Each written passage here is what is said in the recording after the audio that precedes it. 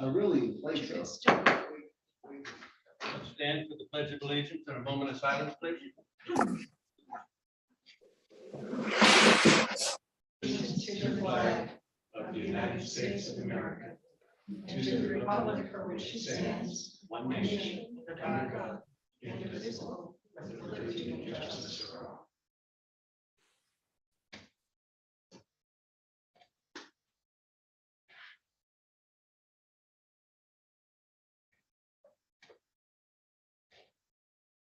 Thank you.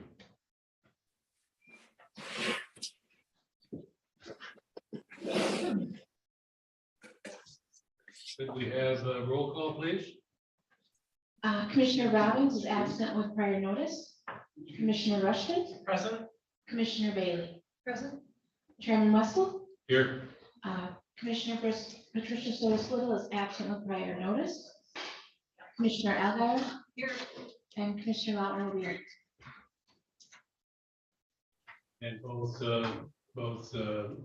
Commissioner Robbins and Commissioner Sorsville have made arrangements to view the recording of the session after today's meeting.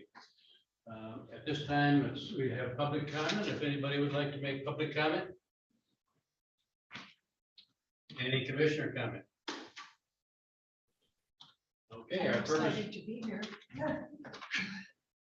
our purpose today is discussion of the budget, and we're going to get a start with a county financial overview by our treasurer.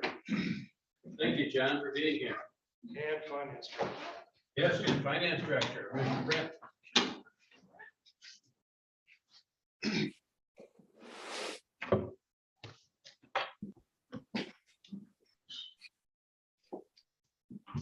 Good afternoon. Chad had asked Jared and I to come forward and present a scenario for funding. Scenario entails, the capital projects that we have going and so on and so forth. He had asked us to present a $4 million project and the funding sources available for that. Start off with the general fund. Jared did you hand this? I'll give it to him right now. Have you take a look at the general fund? And while he's doing that, I can talk about the delinquent tax revolving fund. So what $4 million project, or just $4 million full project? 4 million. Let me address, would you like me to address that? As you know, we have some major issues, the HVAC project here. The last time we went out for bids, that was over $3 million 4 years ago. And also the potential of a new facility for the health department. So I thought it'd be helpful just to target a number. And so I asked John and Jared to come up with a scenario for a $4 million project. There's not a specific project in mind. It's just a number I thought would be helpful to give you a concrete idea of if we were to go forward with a project, that'd be $4 million. How could the county fund it? Thank you. Would you like to start with the general fund? Yeah, so what I just passed out to you shows our fund balance and our cash balances from December 2016 through June of 2022. Now, when we're talking about fund balance, we're talking about our revenues and expenses coming in each year. And that's going to increase or decrease our fund balance. Okay, so at the end of the year, you see we've got much higher fund balances than when we see in June. Okay, and that's because our tax revenue comes in really starting in July. We get a big bump in July. So these June numbers are kind of the lowest that we hit in each year. Okay, then if our revenues come in over our expenses, our fund balance goes up. If the opposite, it goes down. Okay, so what we're looking at is these low figures. We definitely can't go below zero, but we also definitely want to keep a certain amount in there. Probably, I don't even know if I would want to go down to $2 million just because of the unknowns next year with the economy, everything like that. Of course, we had some increase last night for salaries and wages. So we want to make sure that we have things in place so that if something happens, we're not going to go into the red there. Okay, so what we had talked about is, how much could we kind of spare from our general fund from DTR? This line that goes across in the orange is our cash balances at those times. That's different than our actual fund balance, because when we're posting tax revenues and stuff, that increases our fund balance, but then we have receivables that we have to collect on. Okay, so our cash balance kind of has followed these trends. Right now, though, you see we have a lot of cash. This is because of our ARPA funding that came in. This we cannot use for these projects. So we've got about 4.1 million in cash that's included in these numbers that we're not going to be able to use towards these projects, okay? Even though we've committed quite a bit of that. We have, but we still have the cash currently on You hand. still call it, you still show it. It's as still available. included in our cash, Even but though yeah, it's- we're going to be spending that. So that's kind of already committed for stuff. So we don't want to put that into our equation. So when we're looking at this 11.7 million, we really need to subtract about 4.2 or something from that. Okay, So you would call those dollars restricted. I would, yes. Yeah. Yes. So our lowest point here for fund balance was in June of 20. That makes a lot of sense. That was our COVID year. It came in at around 4.3, 4.4 million. Rose a little bit last year. And then currently, as of June 22, we have a fund balance of about 4.5 million. Okay, that's about the lowest it should be for this year. For our budget for next year, we're projecting, already the 1.5 deficit. So that would take us down to around 3 million. So, I mean, if we would even give a million. So in our budget meeting last time, we had projected 1.5 million of our fund balance to be used in 2023. So that would bring us down to around 3. And if we did a million or so for these special projects or capital improvements or whatever, that would leave us at around 2 million. I don't know how. For next year. Now, yeah, we did discuss what we have in our budget right now for tax revenue is definitely lower than what we should be collecting. Might be about an extra $1 million. So in our budget, it's about 10.8 that we have as the revenue. Based off of the L4029, it'd be 11.8. So we have a little buffer there. This going down to 2 million. Say that our tax revenue right now is lower than you thought. Well, no, projecting Budget. towards next year's. Our budget. budgeted amount was set based on our previous year's millage and taxable. Now that those new figures have come out, so it's last time we projected those numbers, we've seen an increase in taxable value. And that is going to bring our 23 revenue for general property taxes up to the extent of up to 100,000. What was that number again? 11,800,000. Okay. So that'd be an extra 1 million for next year's budget. Obviously, a lot of that will come in July, though. So it's kind of a cash flow game. We understand that this project is not going to be completed in a 6-month cycle or even a 12-month cycle. It may take prolonged periods. So just taking that into consideration. Quickly, if I can talk about the DTR. I presented you this colorful graph. It's got a few sets of data points on it that I wanted to explain. Basically, we're doing a similar. Can I have one? Right in front of you. Oh, Sorry. Thanks, Deb, didn't either. Oh, no, is that yours? Yeah. Oh, okay, gotcha. Thank you. We're looking at the blue is the cash and investments. The fund balance is the red, and the DTR Reserves Policy is something that we have internally to help regulate how much we draw down that fund.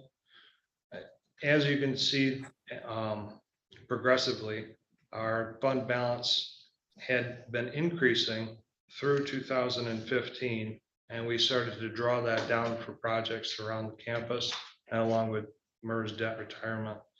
So that's brought it down to $6.2 million. Additionally, the DTR Reserves Policy, starting off in 2008 and 9, were significantly higher because of high settlement amounts from previous years for delinquent taxes. So what I pay out in March every year for past due taxes. Because settlement has come down, that reserves policy has come down along with it, bringing us to 5.5 million.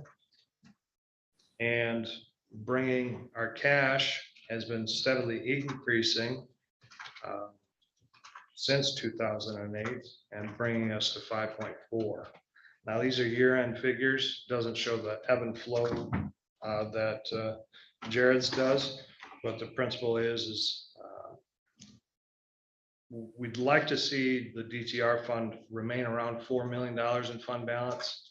That should be sufficient enough to carry us through a normal settlement. However, if we see settlements go higher, similar to 2009, 10, when the recession hit, we may have to borrow from the general fund or borrow for taxes, but there is about $2 million, I think, that would be available for the use of projects immediately in the next 18 months. So when you say to settle, basically, it's the obligation of the county to pay our townships Yes. those taxes that came due but were unpaid by the property owner. Is that correct? Correct. So at that point, if we don't have enough money in DTR, we borrow from the general fund Or outside. or outside. Yep. Yeah, okay. So just a word of caution in drawing both of these funds down, that we don't know what's coming around the corner, but we do have some flexibility. That's what I wanted to make that very clear, that we have that responsibility to our townships. And villages. Villages as well. The next page of my packet, if there's no questions on my graph, the spaghetti sticks, was just a request from Benzinski and Co. They're a bond agent that we've used in the past for the jail, and they're used throughout the state for bonding. I looked at just a 5-year, and they offered an interest rate of about 2.75. Total borrowing costs without fees would be $4.3 million to get a project bonded and secure the cash, which is a viable option if we want to reserve our cash and appropriate it for other projects at this time. And I think the sooner that this body makes that decision, would be more prudent, as rates have gone up considerably, 75 basis points just yesterday. So you just said they would offer a 2.75 bond rate for 5 years. Correct. And after 5 years, it has to be renegotiated? No, we would pay it off by then. Is that general? Is that the rule that you pay off in 5 years? We can structure it And however, 10-year? yeah, we can structure it however we wanted to do it. I just know that we have the cash flow to pay this back in 5 years. Okay. And so that's a reasonable term to extend this out to. Before you go on, though, it looks like although Chet wanted you to find 4 million, you've got a little over 3 million identified from various funds. Correct. Right, So we wouldn't need to. right. We could That's do correct. like a hybrid of Yeah. some general, some DTR, whatever. So, and lastly, would just be commercial lending, going to the bank and taking out a basically home equity loan. Those rates are considerably higher just because they're not bonded, and they don't go through all the protocols that those funds go through. But similarly, the total payment for a 3-year would be 4.3. So the same as the bonding at 5-year, and a 5-year would be considerably higher at 4.5. These are not recommendations. These are simply just opportunities for funding sources. I think our joint recommendation would be to do a hybrid where they use, this body uses general fund and delinquent tax revolving fund to get this project going forward. It's been stated to try to find resources for 4, but we're very confident with 3 million. And knowing that these projects are going to be ensuing in the next 24 months, I think we'll have an opportunity to find that additional funding if needed. So that actually speaks to perhaps just doing the HVAC now before the interest rates go up. But you said 3 million and I heard 2 million. So where did I miss the one? We were saying if he did 2 million from DTR and general fund kicked in 1 million. Okay. When they had the proposal for the HVAC before, it came in at like 3.2, but that was a few years ago. So that's kind of how we came up with 4 million. We figured it'll be more this year than what it was. But as you know, projects don't send you an invoice for 100% of, Right, we can pay it over time. Chet, you're a part of this conversation. Feel free to jump in. Yeah, like I said, the 4 million is just a number. I thought it'd be a concrete number for you to use to have dialogue on. We obviously have not gone out for bids on the project or even made any decision about the HVAC. At a future budget meeting, I'd like to have Gary O'Connor come and give us an update on the system. Because as everyone knows, we're having more and more challenges, especially the last 6 months with the system. And even getting repair parts now has been a challenge. Like I mentioned before, we ordered 3 heat pumps in July and we're still waiting for a shipment date. So we don't even know when those will come. Since that time, other heat pumps have failed. As you know, from 2018, we knew this was going to be a long-term challenge for us. At that time, the board made a decision not to do the entire project and just try to get by as we can. And we've done that. But I think we're at that crisis point now where we got to determine what we're going to do. Because obviously the heat pumps are getting older and older and more of them are failing. Gary's trying to maintain the ones we have. Since the 3 we ordered have not come, we don't have a date. He's going to try to at least patch them up the best he can to keep the system going. It will help that we're switching from the summer seasons to the fall. When the transition happens, that's when the majority of the heating problems occur. And I think John and Jared can probably attest that every office is having some challenges. And so it's a good discussion. I want you just to know what our funding options are. As John and Jared pointed out, there's a variety of options, or it could be a hybrid of different options. But it'd probably be a stretch at this point, John, Jared, to try to do the HVAC and to construct a new building for the health department, unless the bonds were extended for a long period of time, much greater than what you're anticipating. Would that be correct, John, in your opinion? Yes. Yeah, and we have no idea what if we were to do a health department building, what the cost would be. So it's just a guess estimate. But at some point, probably sooner than later, we do have to address the HVAC system in this building. Go ahead. I like to talk about what if. when you look at the marketplace today,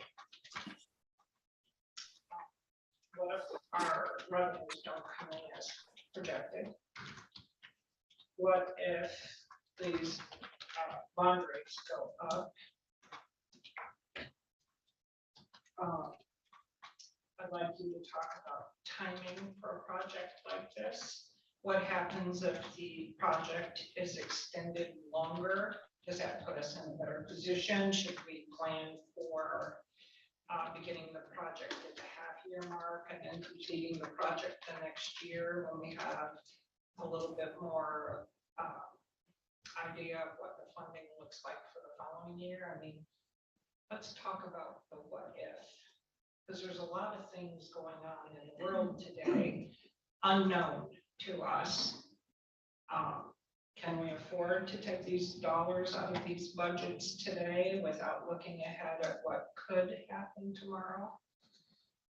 Have we put any thought into that as we move along? We have a need that's been determined, but for me, it's planning, timing, looking at the market, and what is our best move.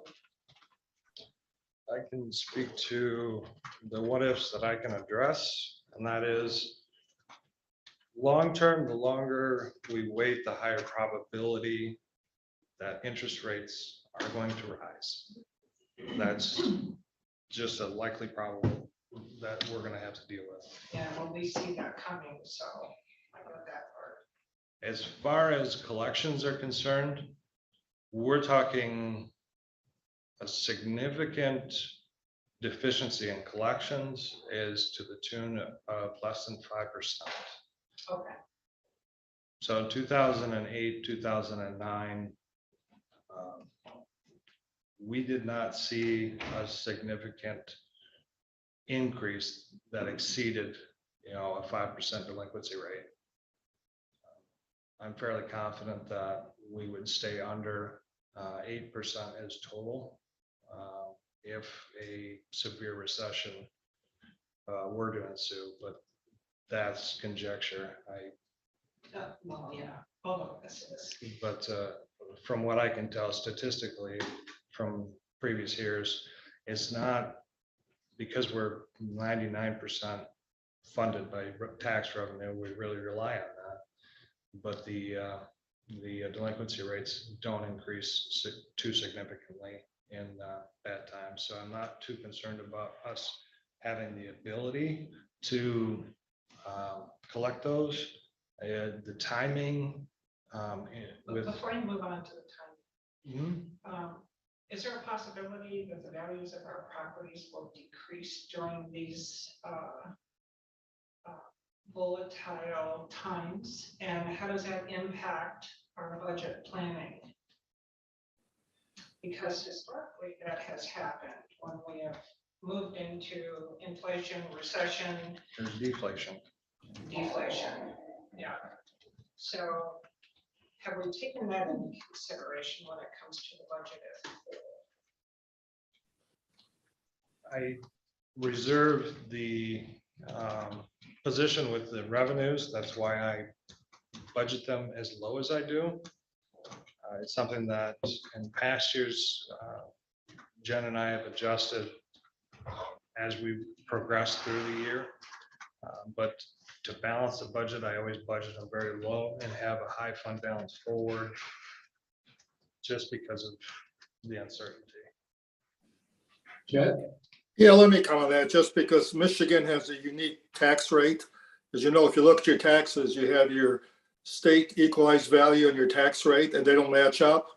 So even if the value of the properties go down, almost every instance, the taxable rate is lower than the equalized value. So even if the equalized value go down, the odds are the tax rate is not going to go down. And that occurred in 2008, the last time. Leelanau was not impacted at all. Because if you look at your tax rate, and especially with the way it's structured, unless you sell the property, the tax rate stays frozen. It cannot go up more than, I think, 3% a year. But if you look at your state equalized value, a lot of times it's significantly greater than your tax value. So based on that system in Michigan, the odds of our revenue going down I think are pretty slim, unless there's a major catastrophe. That's a good point. I appreciate Yeah, that. Thank you. Yeah. The other good point is, I mean, right now, we're talking about the 2023 budget. I think even if this afternoon you authorize, which you're not going to do, to start one of the two projects, the odds are it's not going to happen in 2023. If you look at the HVAC system, the first thing we would do is bring in engineers to redesign the system, go out for bids, get contractors lined up, everything. The odds are, even if we started now, I mean, this is already almost October of 2022. By the time you authorize the budget, and even if you authorize to go out and do a complete HVAC project, I would doubt, the odds are slim that the project would actually start in 2023. So we're talking about long-term costs over several budget years. When we did it last time in 2018, I think Deb and Ty, you remember, we did it, it'd be probably over 2, maybe 3 budget years. So that's the case too, because by the time we get an engineer to completely review the system, because things have changed in the last 5 years in terms of the options. Gary told me that the heat pumps that we're talking about in 2018 are now obsolete. So I would think you'd want to completely review the engineering studies and update them. So I think for the 2023 budget, probably the best case scenario is that you authorize the study and go out for bids. Well, first of all, authorize a study to see actually what the costs are in terms of new 2023 dollars, and then make a decision how you wish to go forward. So probably a big expense in 2023 for the HVAC is try to keep the system going, and then hopefully maybe authorize an engineering study of the building to see what our options are.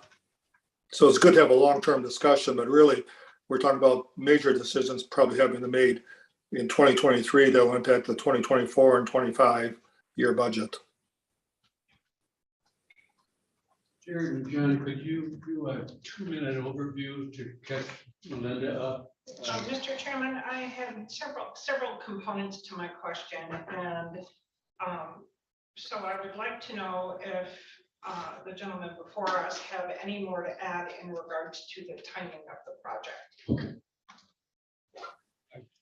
Would echo Chet's comments with regards to the implementation and then the timing of it. So you are going to be looking over multiple budget years. So they're going to have multiple opportunities to find additional sources. And with that said, we're going to have a little better picture, I think, of what our economy is doing over the course of, this year and next year, so that the future board will be able to plan. Although if we go out for engineering and bids this year, that will change again. So, but we can build that in. So thank you, gentlemen. Thank you, Mr. Chairman. Let's catch Melinda up. So I started off with the general fund, and I can give you.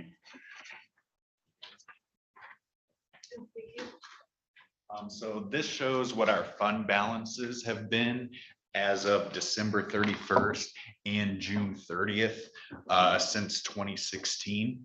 So as you see, for the December 30th, we have a much higher fund balance, and then it dips down in June, right before we start having those tax revenues come in. Yeah. So we're going to be looking at kind of the lower figures here.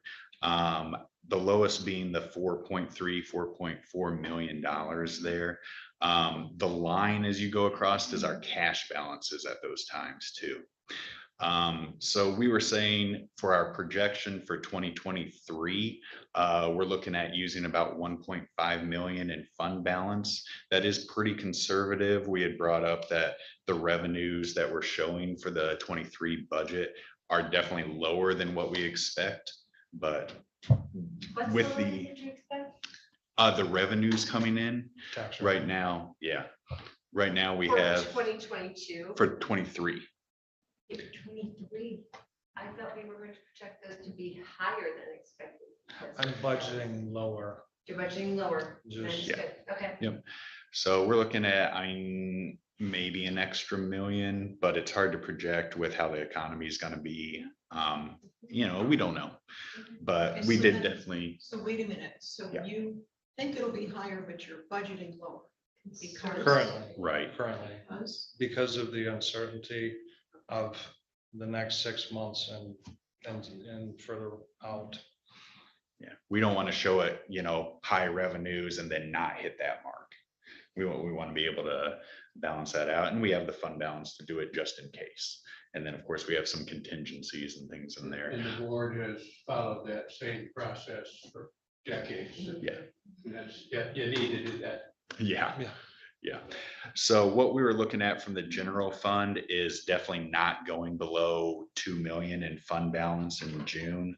That would put us around maybe being able to contribute 1 million towards these projects.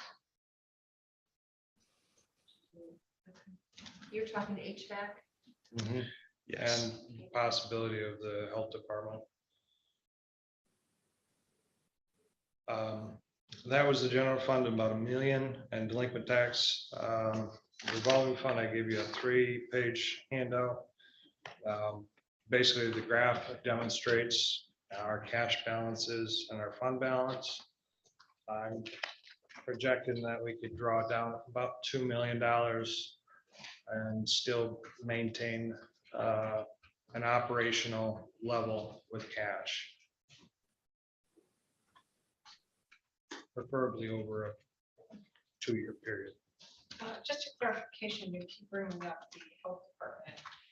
Which project was that? Was that the basement project? Was that Yes, the new just- building project? Just any, Reconstruction for a lower level, yes, whether it's health department or otherwise. otherwise, yes. Thank you.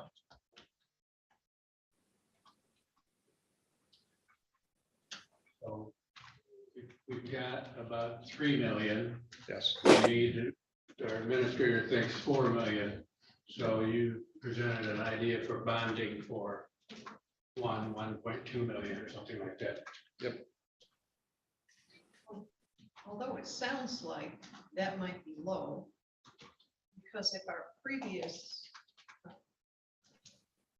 quote for HVAC was like 3.2. Correct. It's going to be higher than that now, correct. plus $1 million plus for health. So actually, we probably need to plan. And that very well could be It's hard the to case. say.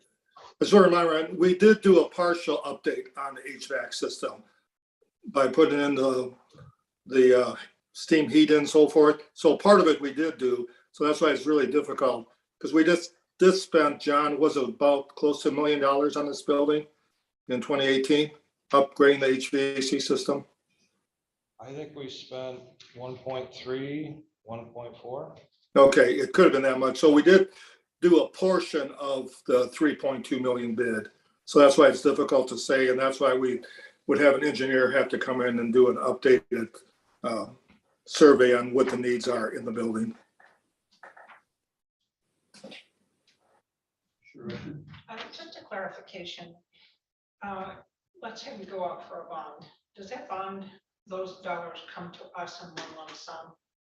Or is it something that you draw down like a construction loan or something like that? I think that could be negotiated, but from what I understand, it's usually just a lump sum.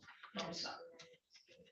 I can confirm that unless there's a special circumstances, it's a one lump sum deposit. And then we would draw off of that unless the terms were differently that John could work out with the bond council. But my previous experience with bond has been, there's been X dollars, unless you want to sell the bonds over a period of time. I did some large bond school districts where we sold a specific dollar amount of bonds each year for 3 years, for example. But that could be worked out. The details can be worked out there. But a bond this small, I can't imagine, John, they'd want to do anything else but a one-time deposit bond. Right. This is a minor, this is a not even a drop in the bucket in the bond market. Jim, you had a. Yeah, I just wanted, when you're discussing, since Chet brought up the numbers, if you want to go into your budget book and under your special funds, special funds tab. Looking for, on my page, it's 49. So they're looking for the fund 470. Please don't see page 49. Okay, so on page 49, as John was just talking about the money that was dipped into, you can see under your 2019 audit, and I'll wait till somebody gets there.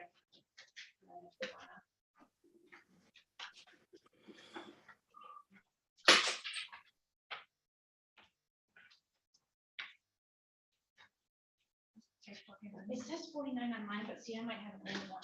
So you're looking for fund 470. Oh, I see. Yeah. So keep going. Is it still page 49? Yeah. Well, you printed it out on one, we printed out each fund, Yeah. so it'll be like one of two or whatever, But they but still need to be down. it'll be more towards the end. Okay, so Yeah. white sheets, yeah, just before Yeah. your white sheet then. And It'll be the point, yeah. Right. Yep.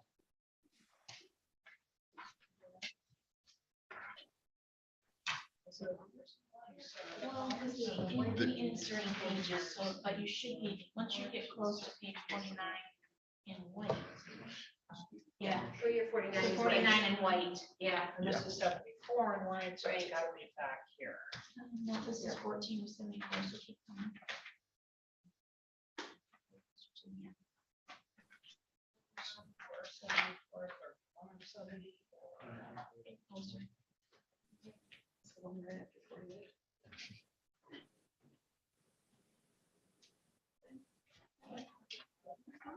Mhm. Yes.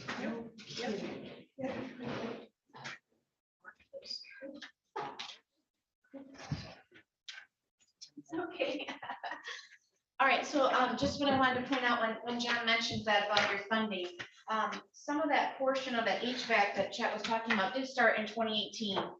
So on this form, you're only going to find the 2019 portion of the basically the finalization of those projects. So under your audited in 2019, we transferred in 1.5 million, most likely between the general fund and DTR.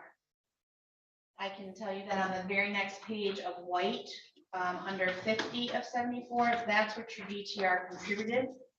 And so it shows here that there's 870,000 in 2019, at the very bottom. That's telling you that of the 870 was used. So you finished your roof, and your HVAC was the 992,288 and the 195,322, and there was probably some expenses in 18. And then you also had the LSE roof at 1.2 million. So that's where on their forms, and that's what John was saying. It was like a 3-year, process of when you took those funds. So I just wanted to point that out to you. That's what it was about. But those funds were held internal. Correct. So when you did this proposal for this HVAC and the roof at the same time, it was proposed between John and myself and Michelle of what you were utilizing to get those 2 projects completed in that year, in those years. I would have done a similar presentation to that. That time. So in trying to project, it seems like bond rates are, as you stated now, but are probably going to go up. So does it make sense to borrow as much money on a bond as you can and then pay it off later if you find that it's to our advantage to do that? I've never actually procured a bond. We've always used cash in this, entity, so I don't know the finite details on how to obtain that bond, for the valuation. Whether or not we choose $5 million or $6 million as our projected is, I think, just subject. It's just a matter of, our ability to repay. And do we anticipate that the re-engineering of the HVAC system is going to result in greater efficiency in this building? I would think in theory, yes. Obviously, this building was designed probably in 2005, 2006. So technology has greatly changed since that time. So I would assume the answer would be yes. And so are there grants available through the Inflation Reduction Act and their energy policies within that act that would benefit us as far as cash coming in from a grant application there? I can tell you, we looked at that in 2018. Most of the grants as a county government were not eligible for. Most of those grants were for private enterprises and nonprofits. And also one of the challenges is the grants we were eligible for, we have substantial fund balance. So that is a factor in why we were not successful. We did get some grants from energy rebates, I think from DTE and from Cherryland, and that, so we did get some money back, but we were not eligible for grants to pay for the project. Okay. Now, that was in 2018, you know, The a lot of most things have recent- changed since yeah. then. So it's hard to say. Yeah. It is Also, worth looking. if, and it's a big if there's another round of ARPA funding, as long as we stay under the $10 million amount, which I assume we will, our first ARPA fund was 4.2. The guidelines say anything under 10 million can be levied technically as revenue lost, and therefore we have flexibility to spend the money at our discretion. So if there's another round, let's say even if they doubled it, once again to another 4.2, we still would be under that $10 million threshold. So we would have some flexibility if this board chose to use some of those funds, but that's a what if scenario. Linda? Yes, thank you. So I just want to, I guess my statement is, when we look at our budget, I think we need to look at our revenues, and I think we need to try to determine get to our balanced budget for 2023. I think we've got some things to work through, some things to clear up. I think personally that we should look seriously at in 2023 doing the HVAC system in this building, getting this building back healthy again, and pay cash if possible, even if we do a 2-year project, do however much the first year, how much the second year, but not even give another thought towards bonding right now, and especially not for something that is out of our responsibility as far as a health department building on our campus. We have absolutely no idea where the next couple of years are going to go. But right now, it just looks like something of a show. And if we go looking to bond something big like that, we don't know. We think we're okay. We think our projections look good. We think our values will hold in this county. But you know, right now we're looking. It's not the time to build. I don't think it's going to be the time to build the building even in the next couple of years. So I really think we ought to send a message to the health department to do some serious looking on their own, whether it's leasing some space. And I know that there's leasing spaces are starting to open up in the county. And I think they're going to open up a whole lot more in the next couple of years. So I think we need to concentrate on Leelanau County. I really do. As I said, do this HVAC system. We don't know where fuel prices are going to go for our sheriff's department. We don't know where energy prices are going. Right now, I just heard a statistic today that energy prices right now are in a 15% inflation. So, and we're only just getting started. So I just really caution us. I don't think we should even think about bonding right now. Yeah. Just for clarification, and I don't know if you were here when I asked the question, when John was referring to health department. I think the distinction was made that it was for development of the lower level, not specifically for the health department to develop that area. Is that correct? That's correct. Okay. And throughout this discussion, it appears to me as though we are looking at a several-year project, and we may not need to go out for a bond. If we dot our i's and cross our t's, watch our expenses, watch how the system moves along. We always have that as an option available to us.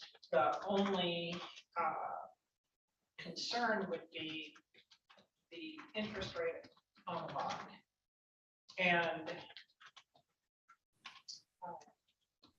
I guess we would have to measure, I mean, what are we talking the difference? It's 2.65, I think, right now.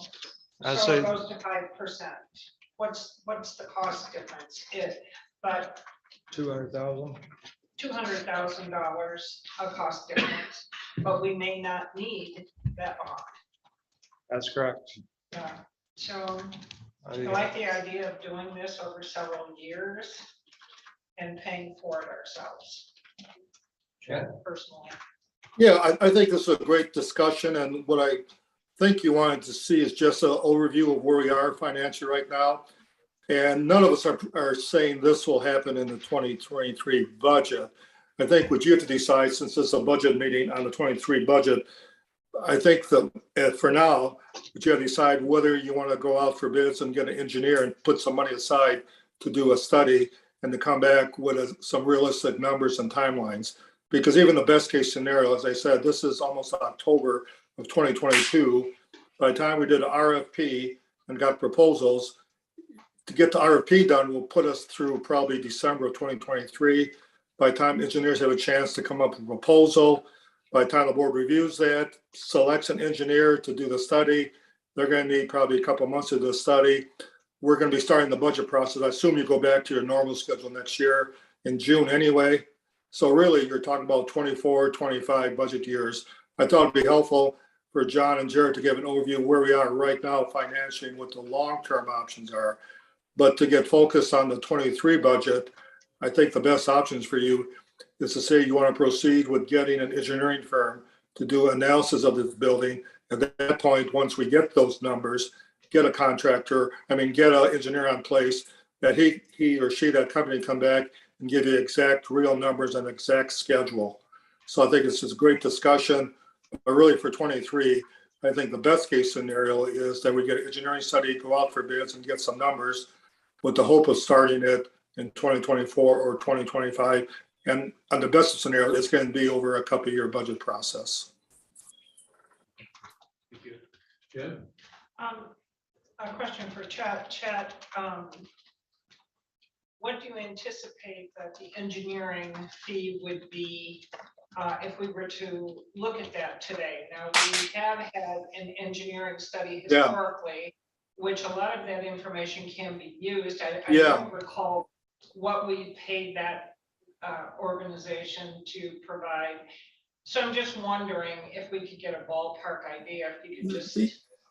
I was anticipating that you or someone asked that question. It's a complex answer because you're right. We do have the study from 2018. It'd be updated, but we don't have to start from scratch. So that's a good thing. So I'm just guessing it'd be less than $50,000. I can't remember what we paid originally, but I think I'm pretty optimistic that for $50,000, we could bring in an engineer, whether it's the same company or not, that's up to the board to decide. We can have a later discussion. But I think if you put in the budget now, approximately $50,000 to do an engineering study on this building, I think you'd be fairly safe.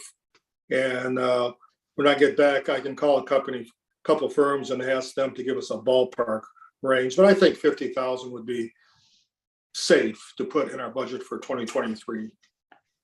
Thank you for that. I like the idea of moving incrementally along.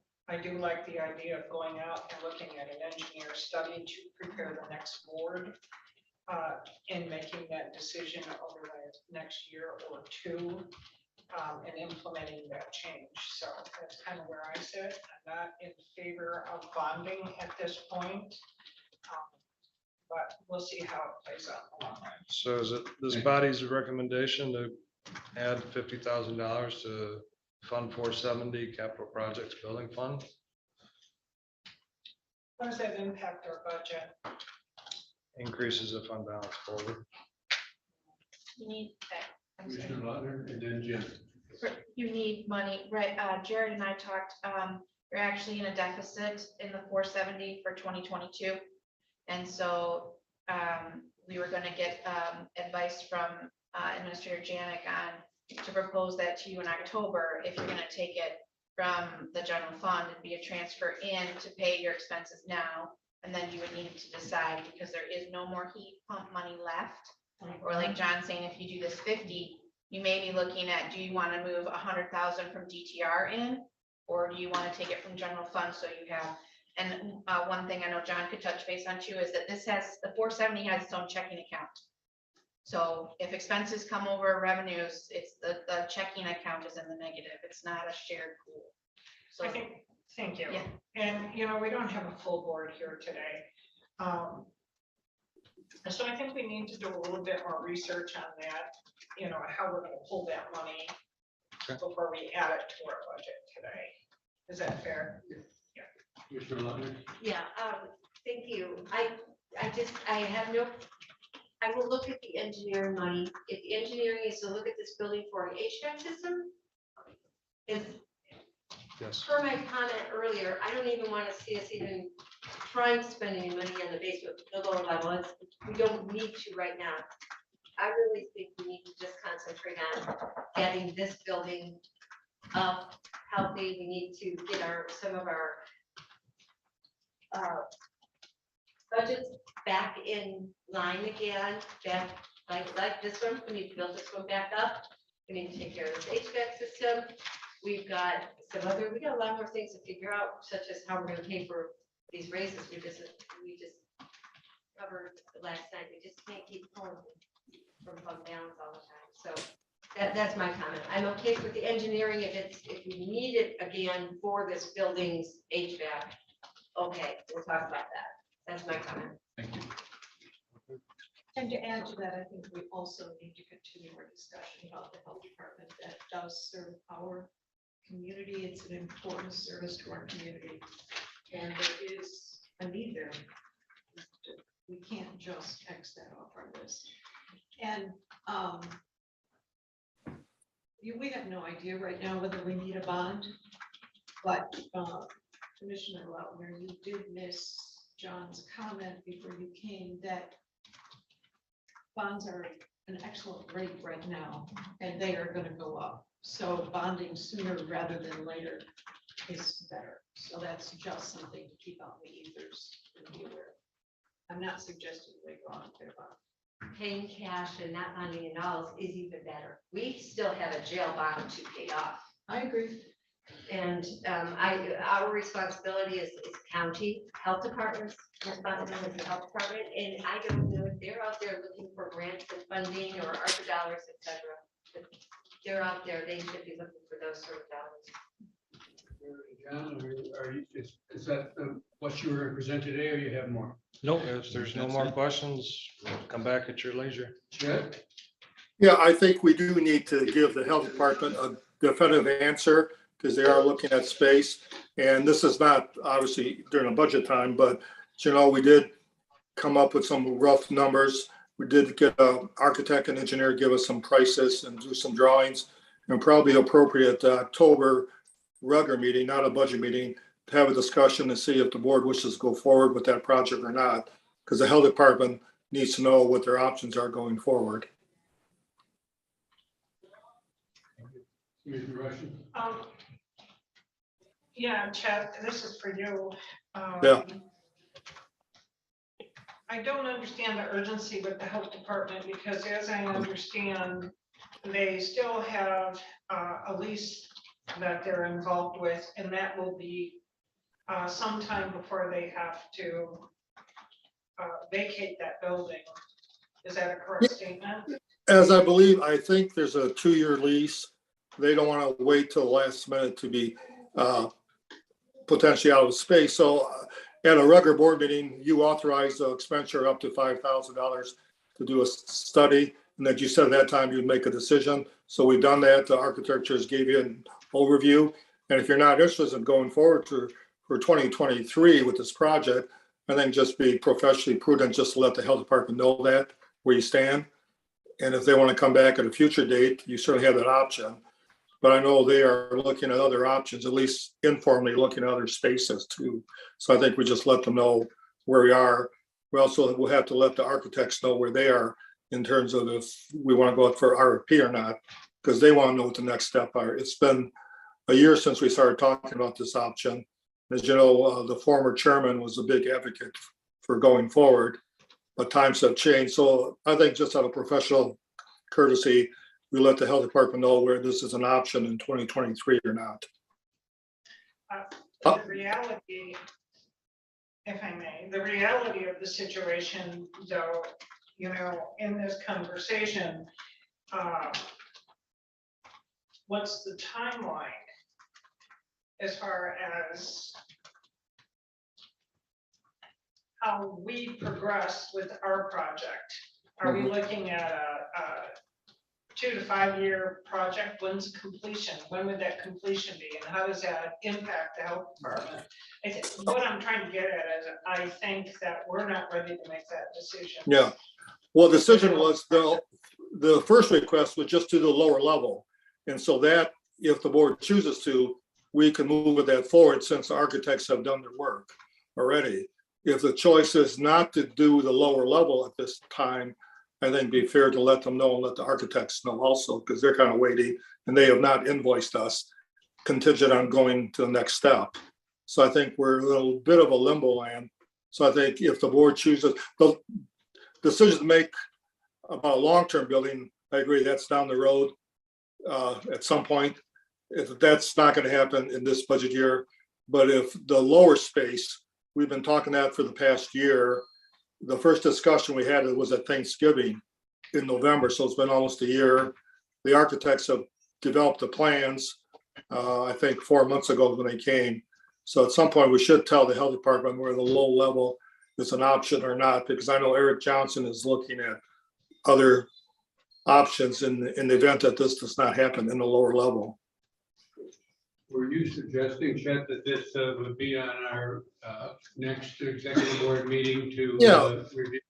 Yeah, for the full board, because the actions you've taken so far with the lower level, all have been at your regular board meetings and so forth. And so I think just like with the fire department there in the park, at some point they would like an answer one way or the other. And if there's no support for low level, that's fine. I just think we just owe them the courtesy to tell them yes or no. And also we need to let the architects know so we can complete that transaction with them. If we're okay with that, we'll add this to the October agenda, and we need to give some direction to our architect and our administrator. Are we gonna have a full board? I had one here, and then you. So just a comment on that. We have to remember, I think we need to remember also that it is the environmental health department that is looking at our lower level. That works for our citizens because we have construction codes and we have the conservation district here. So it makes it easier also for our citizens for their permits and for the things they have to do. I think we'll have that conversation in October, but Lois? And they would be paying rent in this space, the health department? We have not got to that point. Yeah, they would, so, right. Melinda? Well, if we're going to keep debating this, I'm willing to debate the pros and cons of it for a I'm long suggesting time. that we wait till we have a full board here. I and think that was we make a decision. suggested, yeah. So But let's just bear in mind that we're gonna pay $336,000 in interest and fees on our jail in the next 5 years. So that's a lot of money, and I think we ought to be concentrating on what we owe and concentrating on county government. So we will if everybody, I think we're ready to move on to our MERS. and- Well, I had my hand up and you called on Melinda. And my question was, are we gonna have a full board in October executive? The good news is Robert's coming home tomorrow. Okay. And Rick is planning on being here, so I predict we will. Okay, I just would like to have that conversation with the full board. Right. Thank you. I agree. Yeah. So thank you very much. Thank you. And Thank you, gentlemen, you did a great job today. join us again in October when we have that full board. Jeff, you want to introduce and welcome our MERS expert, Tony? I didn't hear that part of it about it, but I think I'll just give an overview that I did hear Tony's voice in the background before the meeting started. So I'm guessing Tony's here. And it's been, what, Tony, about 5 years since you've been to this full board to give a presentation. And so we have quite That's a few correct. new commissioners since that time. And last meeting, we talked about just providing a MERS overview because it's a very complex topic that a lot of counties are struggling with. We're in better shape than those counties. And I think our board, as you know, has done an excellent job of being proactive, which is not every county can say that. But I think at our last meeting, everyone agreed it'd probably be time to give a basic MERS 101 overview. So thank you, Tony, for coming in on short notice. Thank you. Welcome, Tony. Good to see you, Chet. On television, at least. That's better, doesn't it? So before I go through this report, the annual evaluation, I am Tony Regenovich. I live in Leelanau County, Lake Leelanau, and I have worked for MERS, the Michigan Employee Retirement Service of Michigan Employees Retirement Systems of Michigan for almost 14 years. We were created by the legislature back in 1946. Leelanau County joined MERS in 1968, and we can only provide pension administration to Michigan local units of government. And so we are basically a instrumentality of municipality, is one way to say it. And that's what we do. So the county has a traditional pension plan. It's a defined benefit plan. And what I would, the other link that I had will show you if you have questions on how to understand how the plan works. But basically what your plan is going to guarantee your employees, if they vest, a benefit for life. And they, of course, because retirement is marital property in the state of Michigan, they will have that discussion with their spouse on if their spouse is going to receive that benefit and how, and if they're going to sign off and the employee will just get straight life. But it is a lifetime benefit. It may go to a beneficiary for a lifetime as well. And we'll go through that. So if you could please scroll down to, I think, well, on this page right here, this report that we're going to review, if you could, do you guys have screens where you can read it better than I can read that? I didn't bring mine. All right, anyways. I could. Did we get that? Was it sent to us as report? I know Ty has I one. found this right here, but I just have one copy. So I'm not going to go through too much on this, but we'll explain Would you it. want to take a 2-minute break and get copies? I would like to have. Okay. I don't Very have good. one either. Good. I don't have one All right, either. let's do that. Yeah. Let's do that. We'll take a Good. 5-minute break. Perfect. Be a lot easier to follow. We have really tried to go paperless at MERS, so Yeah. we send everything electronically. Well, I don't think we got it electronically. That's. No, I sent it to the staff that invited me.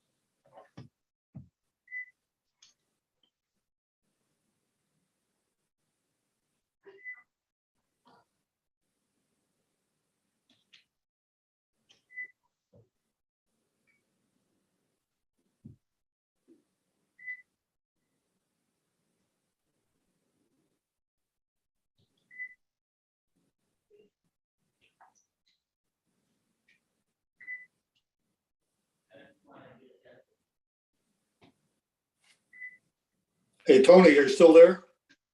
Yes, sir. Have you done much fishing this year? I did a fair amount. It was How was fun. this year compared to past years? It was not as good. I think a lot of it had to do with the die-off of the alewife that we all experienced for about 9 weeks, May through Uh-huh. June and into July. Yeah, That allowed, I mean, the fish were just harder to catch because there was food everywhere. So I think that was part of it. is your season about done, coming to an end? Say that again? Is your fishing season about coming to an end? It is. I got a couple people that want to go out this weekend, and if the weather allows, I will go. And it's been a lot. I would say our tourism business is doing well. Yeah. It did well through COVID. It did well this year, even with all of the new or the old opportunities coming back for them to go and do. I think bookings for most were good. Maybe not as good as they were last year because there were still many festivals and things that you couldn't do. So outdoor entertainment like charter fishing was probably more of an option that was chosen versus this year, but we still did good. And you've been doing this for how many years, the charter fishing? This was my 13th season.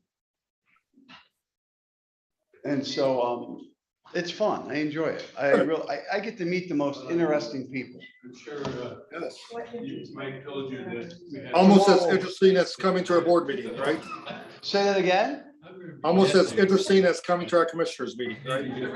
And there's other noise in here, so I can't hear Yeah. everything you're saying. That's all right. That's all right.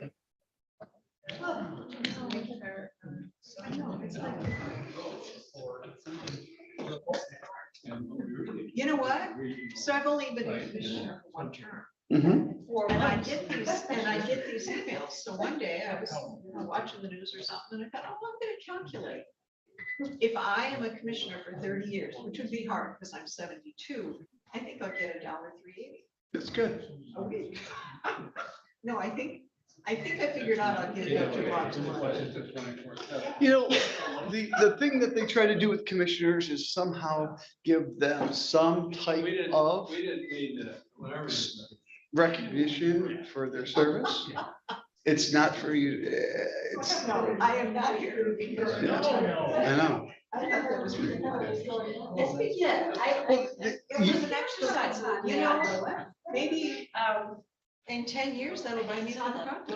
And that's what it's done for a lot of commissioners. A lot of commissioners, they want to, so think about the entire state. Oh, I haven't read that. And there are some areas where it's really hard to encourage, residents to step up into local government and participate.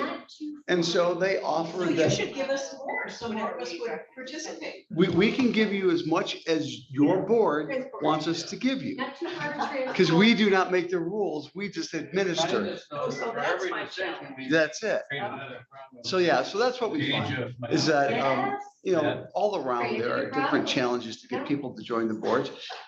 It was more of a deal probably 40 years ago to have commissioners and what they were doing.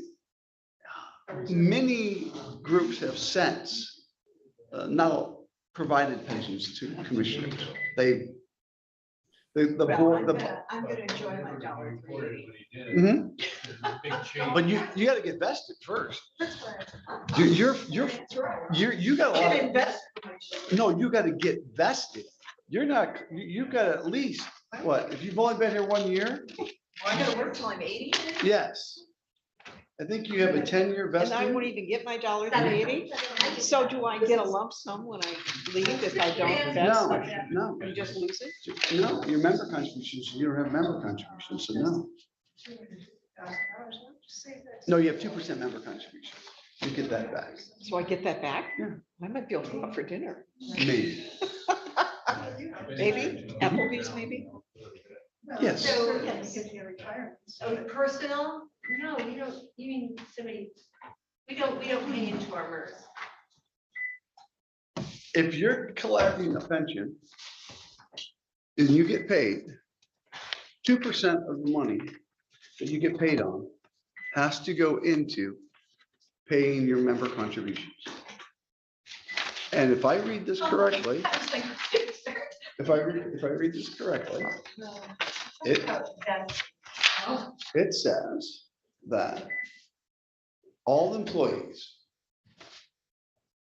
Tony, could we wait so that we're doing this as a part of our meeting?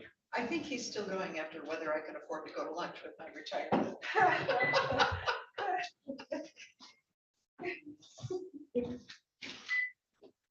Oh, Mr. Wessel, Ty?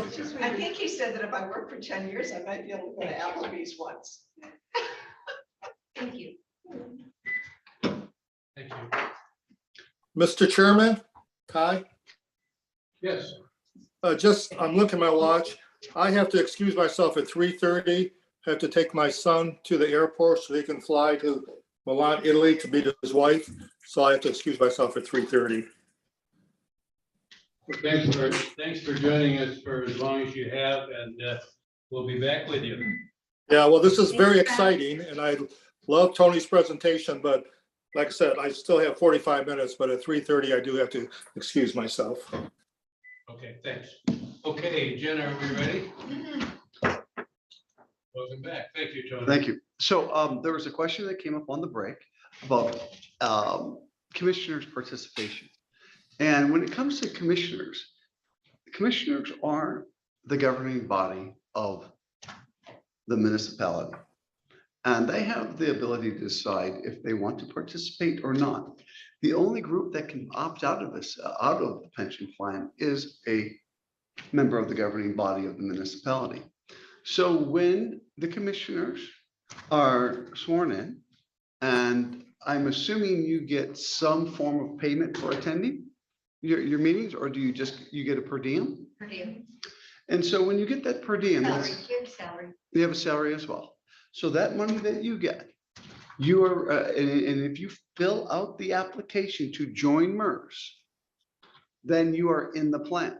And if you are in the plan, since and it depends on when you first got elected to office, because as of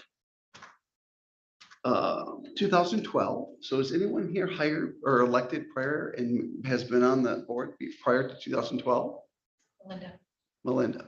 So at that point in time, there could have been a different plan. And I'd have to look that one up, but all of those after 2012, if you filled out the application, you are now in the plan, and on the money that you receive, you would have to pay 2% of your wages to participate in that plan. You don't have to participate. Everyone else that works here and gets paid that meets the day that work definition has to participate. Unless they are excluded. Commissioners are the only ones that are optional. Absolutely, because you're a member of the governing body. And we pay 2% of our wage towards MERS. All right. Those that were hired after 2012 do. That's what you said. Okay, that, I remember that. Okay. So I don't know when you were hired in, and I have to go look and see whatever the requirement was then. Gotcha. Because we have this division that was called 10, which was elected officials, which. HSA and. Yes, all when you that. got your health Gotcha. savings. Okay. So what you're saying, commissioners prior to 2012 did not have to pay, but commissioners after 2012 had to pay? I'm thinking that's how it's set up. It's a different plan. You're saying that 2% they paid in, they can get back if they're not vested. Correct, correct. And there's different ways to vest. They can use Act 88, they can use MERS to MERS time, and that's possible. Okay.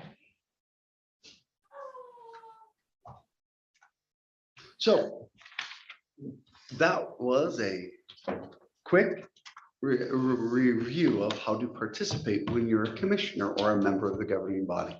What we have on the screen here and that previous page, you could go back to it, that page that you had up, I think it was 2 pages up. It was 4.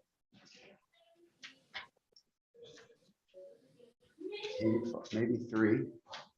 Slide number 1. I'm not controlling it. Who is? Moralist. Oh, Here, take mine. Yes, thank you. You're welcome. She's not here. She's I can access that through my drive. page 2, please. So on page 2, the purpose of this report that we're going to review, it has 5 bullet points there. And keep in mind, there's a lot of information in this report. These are the 5 main pieces of or topics of information that are provided in this report. It's to measure the funding progress of the defined benefit pension system. It establishes the contribution requirements for your fiscal year beginning in January of 2023, provides information regarding the identification of and assessment of risk.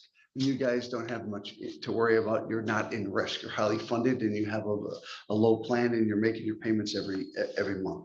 Provide actuarial information in connection with applicable GASB statements.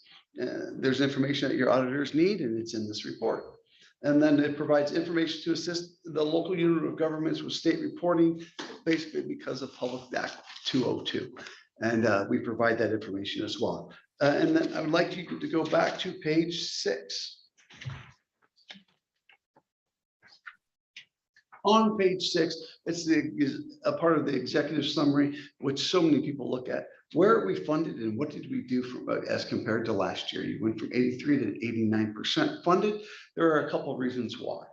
One is the county put in $500,000 more than they were required to fund that plan.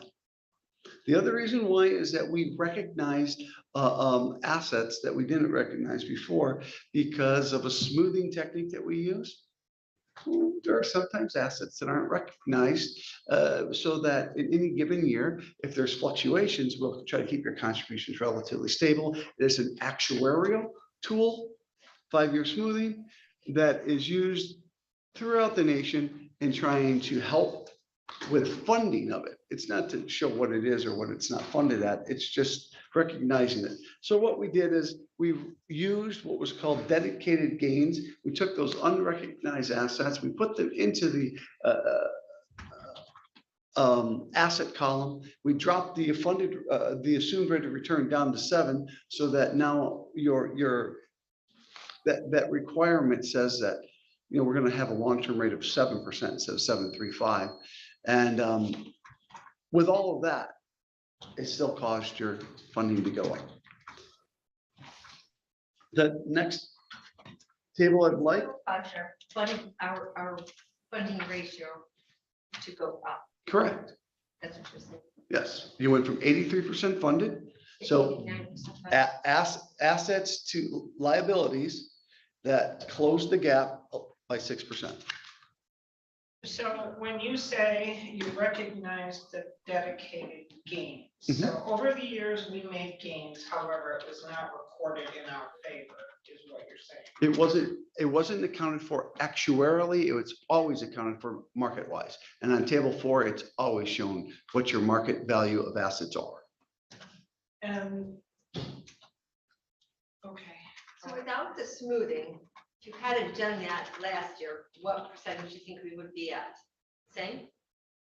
Or would we be less? Less. Did smoothing help us? Smoothing, simply, you're asking a question that smoothing is not to do. It's not for. Smoothing takes your required contribution, and when, like, if you have a good year, your required contributions go down. If you have a bad year, required contributions go up. Smoothing then keeps it relatively smooth going up or down, period. Your funded level, we can tell you what your funded level is market-wise, we can tell it what it is actuarially.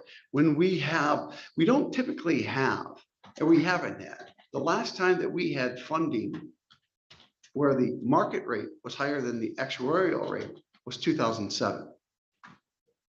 So you haven't seen it since then. So it's something that doesn't get shown much. It's an opportunity that we took advantage of. So instead of having assets tucked away somewhere, we actually shown them and put them on the report. So it doesn't artificially inflate the numbers where I'm going with that. 89. There's nothing artificially inflated. No, I would never use those words. On this chart, I know we're 3 months away but what would you predict the number would be by December 2022? Well, right now, MERS plan is down about 10%. If anyone's attending the annual conference, our CIO is going to provide a more up-to-date number of where we are. And the markets did take a big hit in the last week and this week. So is that 10% even lower? I don't know. So we're at a loss of about 10%. So will that materially change your funded level on an actuarial basis? Probably not. Will it change it on a market wise? Well, yes, it will. Thank you. So there are some comments on smoothing and comments are on investment rate of return. And those are on page 8 and 9. And I'll allow you to read those. We have more detailed information that I have that I'll share with you later on that. But I want to go to page 11, please.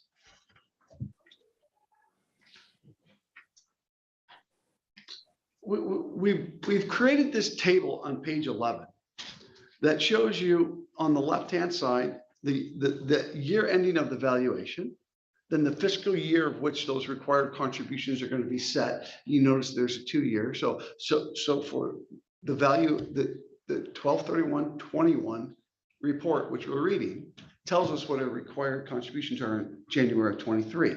It's a 12-month lagging report. It sets your contributions for 12 months later. On that date of 12/31, you had value of pensions earned or actuarially accrued liability of $37.3 million. You had valuation assets of 3.1. Valuation assets and market assets are nearly equal. We'll show you the difference here in another table, but they're nearly equal. Therefore, that ratio between the value of pensions earned and assets you have on to fund them are 89%.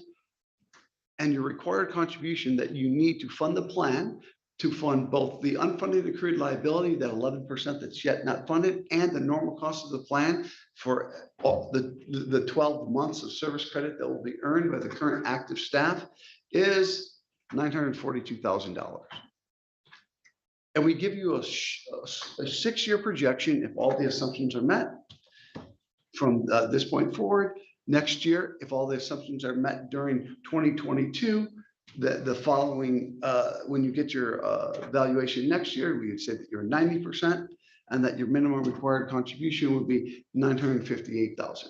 And then you can see in this short projection that your required contribution gets up to slightly over $1 million. And your funded position is continuing to grow as long as the assumptions are met. We put in there a lower rate of return. So let's say, worst case scenario, we got down to what we're only going to get 6% going forward for the rest of the time that we're in this plan. You'd start out right now at 80% funded instead of 89, and you would see that your minimum required contributions would go up basically about $500,000 a year if we were only going to make 6% on the money that you have for the rest of the time that you're in the plan. So when you said, where does MERS invest those dollars? MERS invests these dollars in the market, private equity, stocks, and we have it in foreign stocks and bonds. We have it in domestic stocks and bonds. We have an extremely diversified portfolio. All of the information of exactly where it all is through our website, and we could go there to show you. I just don't have a document that shows you. It's an electronic document, and it goes in quite detail. Our CAFR shows it in great detail, where we invest and who we use to invest. We use outside money managers as well to help us invest. I can get to our costs here in a second. So, we pay this portion of MERS is just every 2 weeks, correct? No, once a month. Oh, So- once a month, right, okay, so- but every month that basically payroll, post audit, isn't it? Correct, simple start. Okay. So Little bites of that every year, extra. page, Oh, sorry, Tony. This is where I talked about the other night, In certain groups, the payment is locked. So he's on the schedule where you can see there's the percentage, correct? And then there's the closed groups have a specific amount, no matter what you pay or who leaves or who comes, that in that group of closed individuals, that's the amount that is required. We'll show you that here in a couple pages. Page 11, or excuse me, page 12, please. So if all of the assumptions are met, the top graph shows you the projection of the funding position of your pension system. The blue line, that is our current assumptions. The orange dash line is if it's at the 6.0 long-term rate of return, and the purple line is if it's at 5.0. For that green line that's the line that the state likes to know about if you're below, because then they're going to ask for a correction action report to comply with Public Act 202. So you can see that you're well above that, and that we will help the county get to 100% funded in 18 years.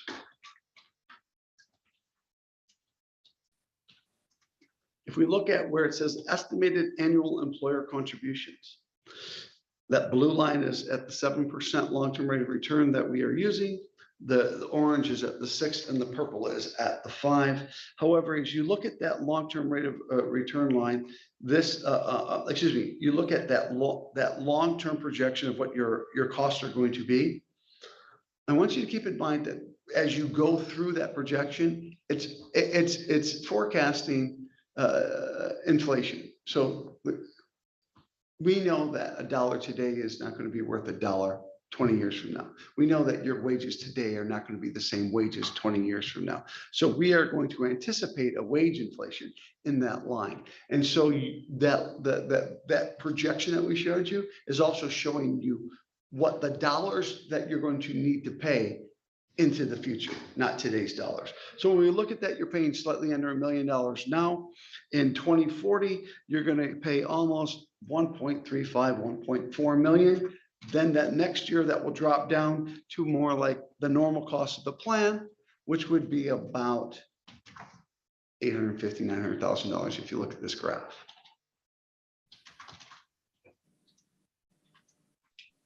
Going on to page 13, we will then talk about what Jennifer was bringing up earlier.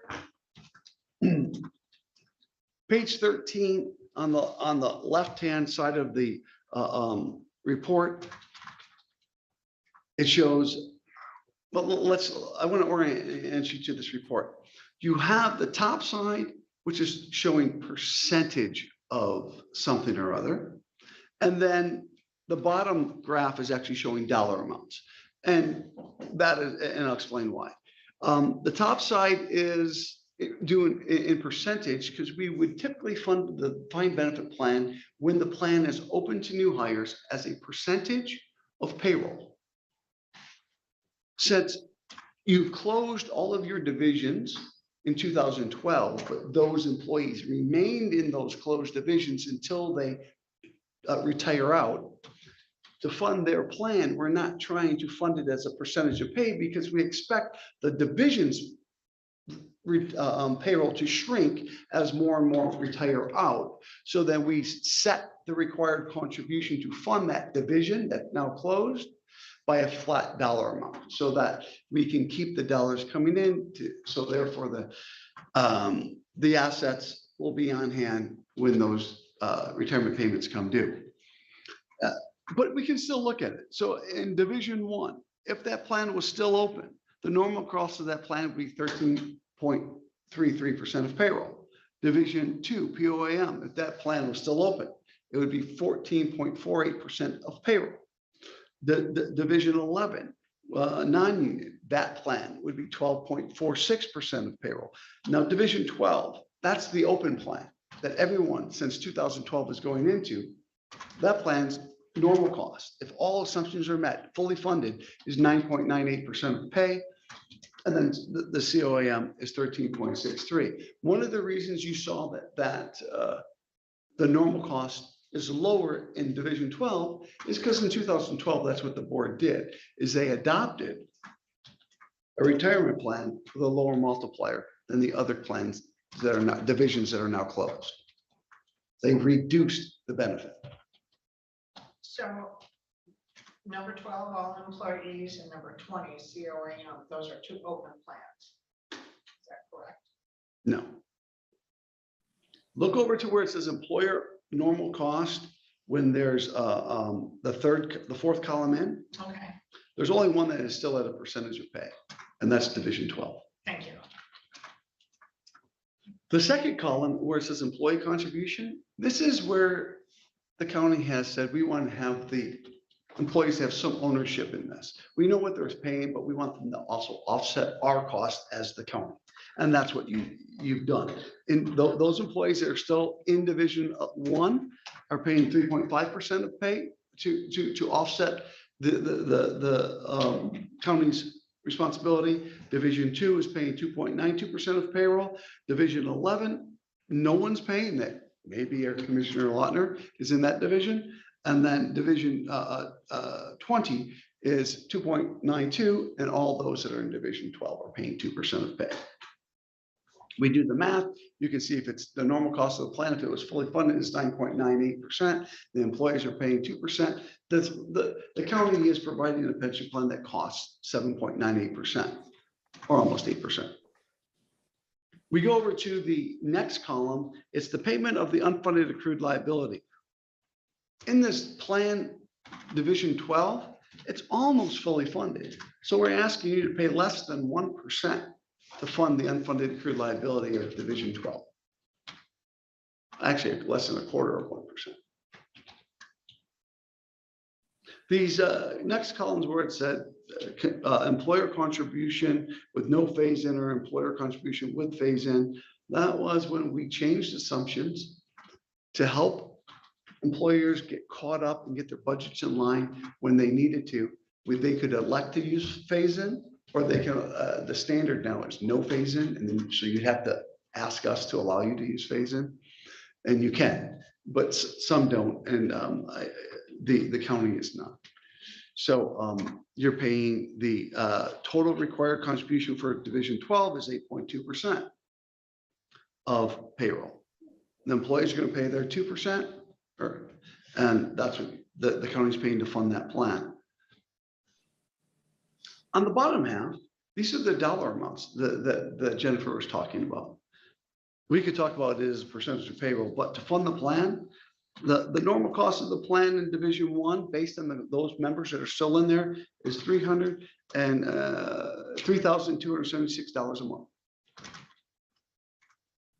Those are the POAN, it's $5,255. Non-union is $10,611. Obviously, the majority of your employees are in division 12. That dollar amount, if it wasn't a percentage of pay, would be on what we would project out to equal based on what your payroll is and what we think it's going to be, about $25,855 a month. And then the same with the COAM is $6,852. You add that all up, it comes up to a monthly amount of about $51,849 is what we would expect is going to come in. Obviously, we know that division 12 is based as a percentage, but that's going to be close to what we expect starting January of 2023 as the portion to fund the normal cost. Or I mean the normal cost. You can see that annually that amount is about $622,000. We still have to pay that portion which is not funded, that 11% of the plan that's not funded.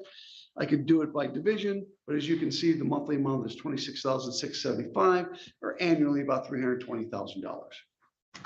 2/3 of your required contribution is funding the active members pay or increase in their plan because they're gaining service each year. And 1/3 of what you pay is to fund the unfunded accrued liability. Any questions on table 1? So our estimated annual contribution in total is the $942,288. Correct. And that's divided monthly. Correct.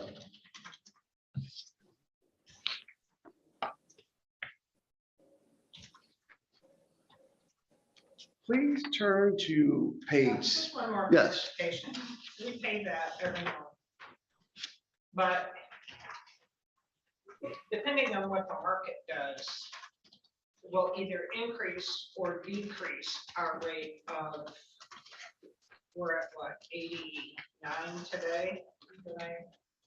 So it's going to depend on the market. We can do everything right here, but it'll depend on the market that will determine how much we're funded. You're absolutely correct. This plan is funded by the market. About 2/3 of the pensions that are received by the employees come from investment gains, and about 1/3 of that comes from employer contributions. I ask that because moving forward and looking at what the market could or potentially looks like it's going to be, we're going to be in down markets for the next several years. So we can expect that our percentage of 89% will continue to decrease unless, or even if, we add extra stipends annually, 250, $500,000, we can still anticipate those dollars or that rate being reduced, correct? If you're if you're saying that you believe that we're going to have multiple years of negative returns, then you would be correct. We would lose money in the market. Right.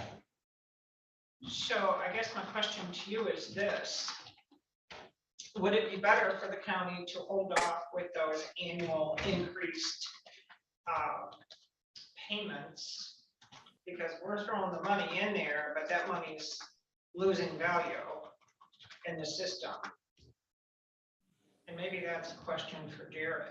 You could ask Jared that question. Market timing is a difficult thing to do. If we could market time, and if we had that ability, and those that know how to market time are always going to be the wealthiest people in the world because they know what to do. It's hard to market time. Right. I'm just wondering if we as a county took those same funds, invested those the way we would want to invest those funds or whatever our opportunities are, and hold those funds in a special fund for future pension payments to bring, if we go back to a 70%, invest our dollars individually as a county, and then reallocate those dollars at some future point. And that's something that I'm going to ask our new finance director to weigh in on.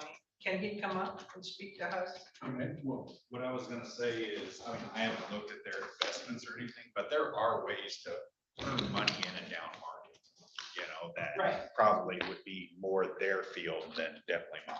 Okay. You know, so even though we see the market declining, they can still make money off of that. Okay.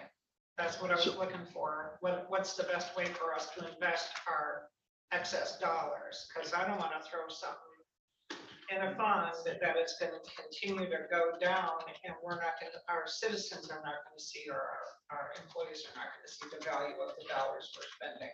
So MERS has been investing employer dollars since 1946. And we have weathered down markets before, and we have lost money in those down markets, and we have done well on the up markets. But we have a publication. If I had the controls of the computer, I'd bring it up, but it will show you that over the last X amount number of years, MERS has actually made more than our long-term assumed rate of return over the long term. And so the thing that allows us to do that is we are highly diversified. The second thing is our perspective, that when we invest to protect on the downside and participate on the upside. So are we always going to win? No. But because we want to protect, you've got almost $34 million as a county in our fund. We will sit, our philosophy and our asset, our portfolio, our allocation is to protect those assets first, participate second in the upside. And we've done that. And you could say that that's on your website for us to look at. I can give you, I will send you in, hopefully that is it Lorelei? Yeah, Laura. Laura will get us to the website here after I get done with this, because I sent that to her and it has some information on these specific questions, Yeah, and that's thank you, why I I wanted to have it. appreciate that. So the next page that I wanted to go to would be, and we're just about done, it would be page 16. And I bring this up because many times we forget about how many people are really in your pension system. The county's pension system, if you look at the bottom, there's 288 lives that this pension system is supporting. 47 of those are people that have worked here, did not vest, but still have their member contributions held on file. They may find a way to vest by utilizing Michigan's Act 88 to coordinate service credit, or they may find another job in another MERS municipality and find a way to coordinate that way. Or they may just eventually say, I want a refund of those dollars. And there's a table that shows where some have asked for refunds. So you're saying we're just holding the dollars? It's being held, yeah. They have to, I can't, or MERS can't just give them back because they got terminated or they left the county. They have to tell us what to do with those dollars because it's in a plan that is governed by the IRS. So when we get the release of those dollars, we'll do so. Or if they can hold them, they can hold them. What if they come back to work for the county? You know, That's the they can, pension refunds, 47. yeah, there's 47 pending refunds. So there's 47 people.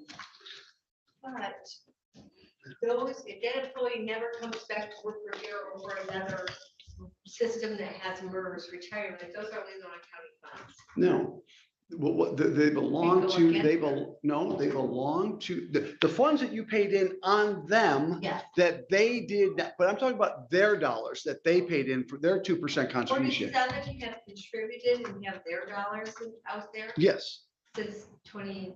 so whenever they got terminated. Some could have been years ago, some could have been the last termination that you had here. Well, did we have anybody pay in before 2012? Yes, They did, yes. they paid in? Oh, yes, yes. All right. I don't know who these Exactly. people are from this report, but I do know who they are from a different If report. those people discover that they have funds in there and want them returned, do they get any form of interest on their dollars? Their dollars are held at the T-bill rate. So they could just not be retirement age.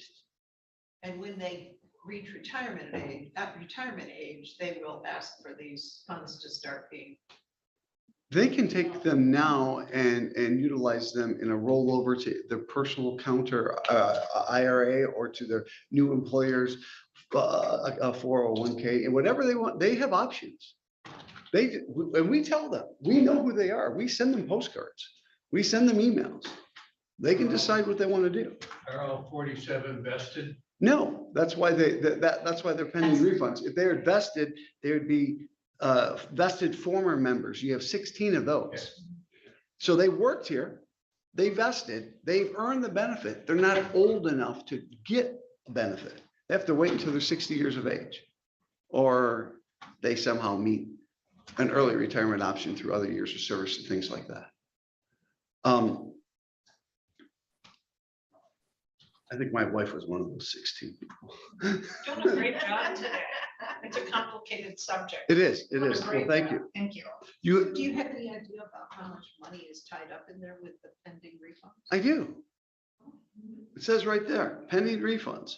Oh, it doesn't say on that page. It says on page 5, table 5. No, it doesn't say on this report. Nope. I have another table. $500 or 50,000? It all depends.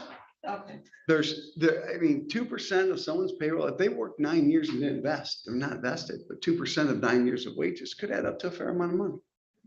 Like, I'll show you on table, there was a refund that was done. Because it doesn't impact us. It's not, yeah, it's not the county's money. It could be when, like, a commissioner that maybe only served 1 to 2 terms, doesn't have any other governmental experience that can be put in to make that vesting period of 10, they fall into that group.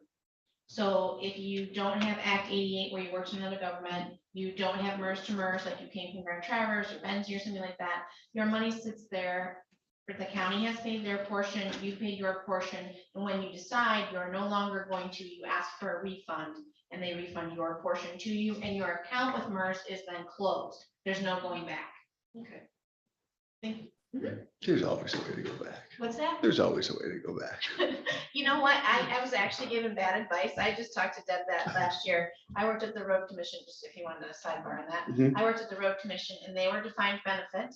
And my boss at the time said, you're probably never gonna work in government again, so just go ahead and close out your account. And I did. And then I came here, not knowing 7 years later I would. And those 3 years and 11 months would have helped me vest here, but she had me close them. You could have reinstated by paying money with interest. Correct. So instead I purchased my time in it because it was the same amount of money. Yeah. Most Yeah. likely, yeah. Yeah. So the other point that I wanted to make out is that you have 107 retirees and beneficiaries. And that here it's $1.88 million that you'll be paying out. I did the math earlier. It's about, on average, your retirees are getting about $17,600 a year. So your benefits are good. But I want you to understand that on average, your retirees are getting, because some have been in the system for a while and some have just entered. So you would expect that wages of someone that just entered would be higher than someone that's been in the system for a while. That's sort of why this average is that way. If you would take about those who just retired last year, obviously that average is higher. So your average right now, your retirees and beneficiaries is about $17,600. The active employees, you have 118 of them. It shows you what you think your payroll is. You're probably paying them on average of those. I did that too. It's about 53 grand a year. How much? No, I'm not paying them. You guys are. Would you say 53? 53 grand a year on average.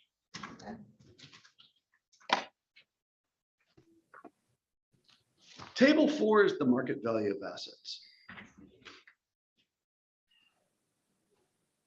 And it says right here, your valuation assets are equal to 0.998523 times the reported market value. You still have a slight advantage in the market value of assets than actuarial value assets. I can't do that math in my head, and I don't expect you guys to. So if you would look at table 4 and then look at table 6, the market value of assets on tables, the actuarial value of assets on table 6 is 33,167. Table 4 says it's 33,216. I don't know what's. Table 4. Table 4, if you look at under 2021 valuation, all the way at the bottom, it says combined assets. Okay. You would see that it's 33,216. Then if you go to table 6, page 19, under valuation assets, it's like the third column from the right, 33,167. Is someone telling me that's like 49 grand, $50,000 difference? Do you want my calculator? No, I'm good. It doesn't matter that much. I'm trying to say that valuation assets and market assets are almost the same. 6,000. So real close.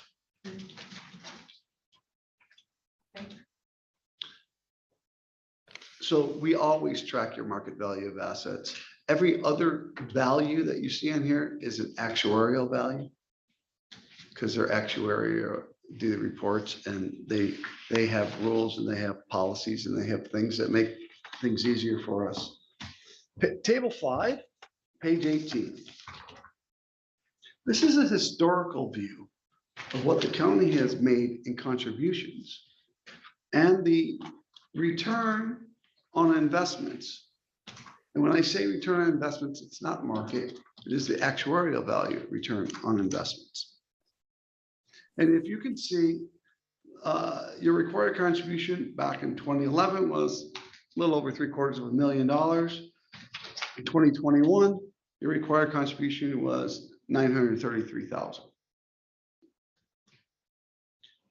You have throughout this entire time have always put in additional dollars to help improve the funding position of the county. back in 2011. You got to realize that was right after the housing crop, which, you know, MERS lost 39% in 2008. Excuse me, no, we lost. Assets were overstated 39% in 2008. I can't remember what our loss was. I think it was 25. I think it was 25. It's not just fair because I heard Commissioner Rushton say maybe we don't want to, I think I understood this right, maybe we don't want to pay the additional payment. And John's here, but as one commissioner, I would much prefer that experts invest our money than we just spend it on projects. That was not what I was referring to. The question was, would it be better to have MERS invest our excess dollars, or would it be better for us to invest our own dollars to apply to MERS once the market rights itself? I was not looking at taking those dollars and invest them in projects. I still would make my point. I think John would concur that all their experts could be much better than Position. what we do on our own. So here's one way to look at it, and I'm not trying to convince you to do one thing or another. The county is only and always required to pay the minimum required contribution. And MERS will invest those dollars when in up markets, down markets, and in between markets. We have to constantly invest those dollars. We look for opportunities to maximize the protection of your dollars and then to participate in the upside. That's what we do. And if you want to put more dollars in, we will accept them and we'll be judicious with them and invest them as cautiously as we do your required contributions. If you don't want to, we're not saying that you have to, nor we want you to. You will be fully funded in 18 years, just making the minimum required contribution. So, yeah, so I guess it's a multifaceted question, and that's what we're in no way able to answer today. This you buy low, sell high, right? And that is what you do. The question is, we put extra in there in a market that is predicted to be lower than it is today. Yes, predicted to be. It's pretty low right now. We have to look at those dollars and say, oh, we just want to grow them there, or do we want to look at what obligations do we have out there, and what are they going to cost us? And with interest rates going up, et cetera, how do we best handle those things?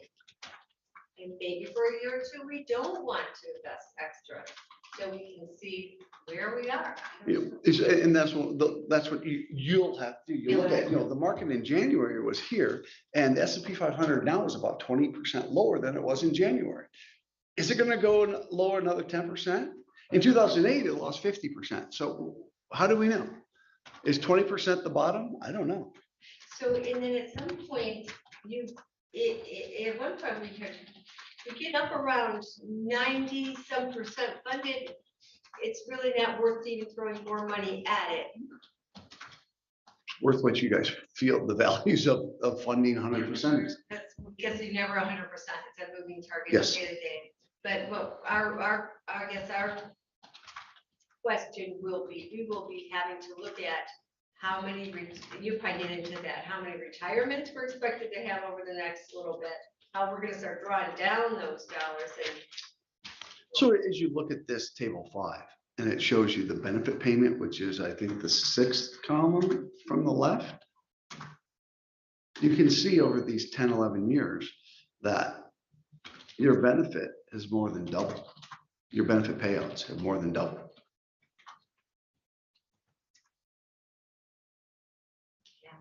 And we see that the county's a mature system. You came into this plan in 1968. We see this wherever we have if a group joined MERS, a township 5 years ago, they really don't have any retirees. So you're looking at a very mature system. You have more retirees. Let's see, I can't remember. You have you're almost, you have 118 actives and 107 retirees from table 3 that I was looking at. So you're a mature plan. You'll see that number. And of course, we expect your number, your benefit payments to go up because people are making more now than they were 5, 10, 15, 20 years ago. So the dollar amount is always going to go up.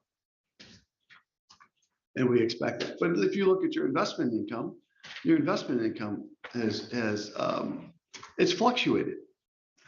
But in the last couple of years, it's done quite well because we've had some really good returns in the last couple of years. And that's why we lowered our assumed rate of return using dedicated gains and recognizing those dollars that weren't recognized before. On this column, over the third one from the right, it's employee contribution refunds. Periodically throughout this time period, there are employees that are requesting their refund of their member contributions. Last year, $8,389 were refunded back to former employees. I noticed between last year and this year, there was 48 pending refunds. This year, there's 47. So was that one person? I would have to go to a different database and get more granular detail than we have here.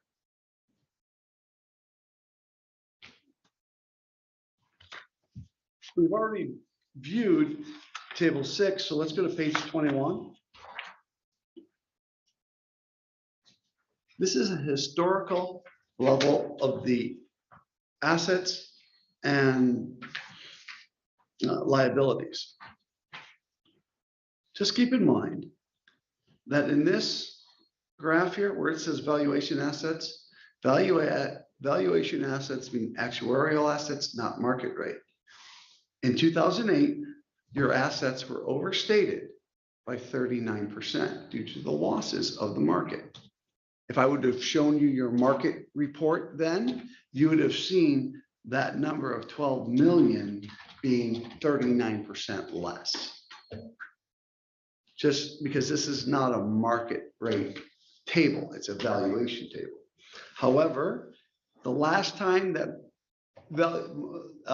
assets were equal to valuation assets, market rate and valuations was 2007, and then again now in 2021.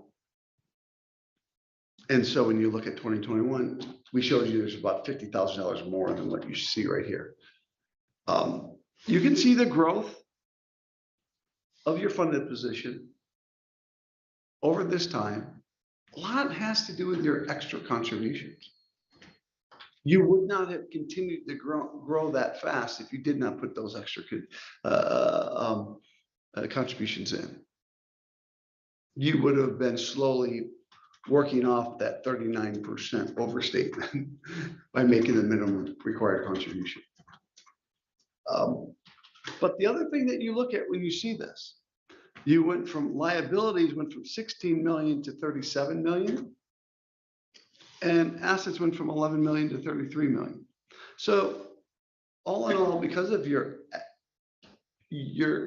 diligent response to put in additional dollars due to the loss, you've kept your funded position going forward and you're almost fully funded. You can see where you are. You've kept your unfunded liabilities as a dollar amount somewhere between, basically 4 and 6 million every year. So you've done quite well in trying to fund this plan. And through that, back in 2012, you decided as a board to reduce from a higher benefit to a lower benefit for your employees. Laurel, do you have that link that I provided in that email to go to how the plan works?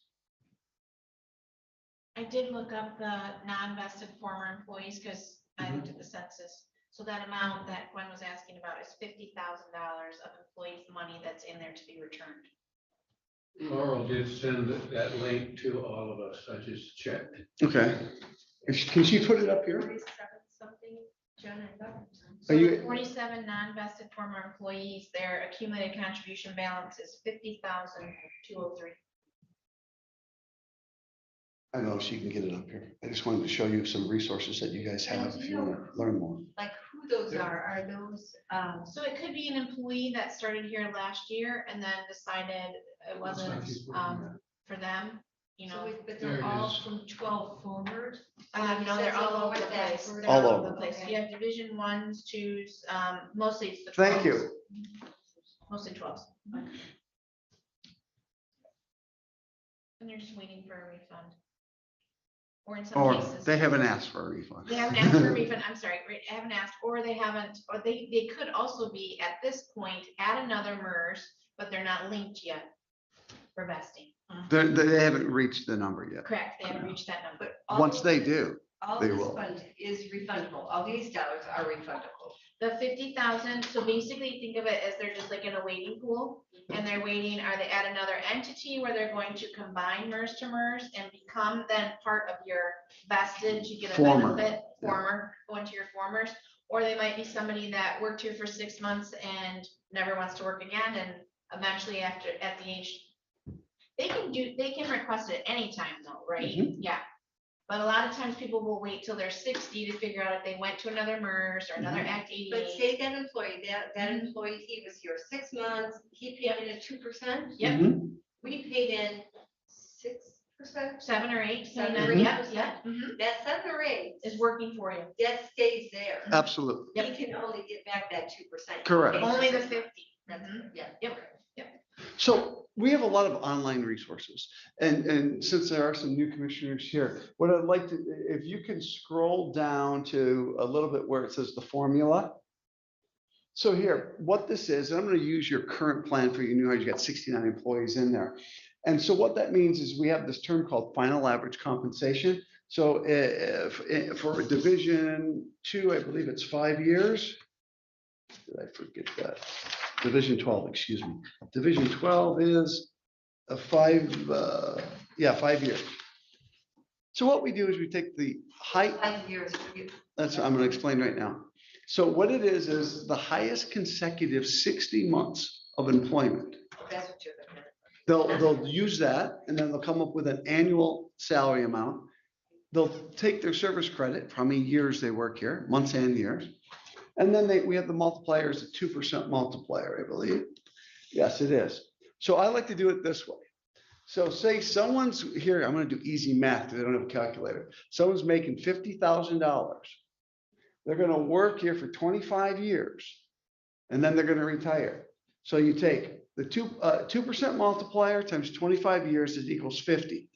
And then they're going to get 50% of their $50,000 final average compensation in retirement, which means they're going to get an annual benefit of $25,000 for life, or they'll decide to share that with their spouse, or they'll have to share that with their spouse, and it'll be slightly changed a little bit because of that sharing, because you only provide the pension for one life.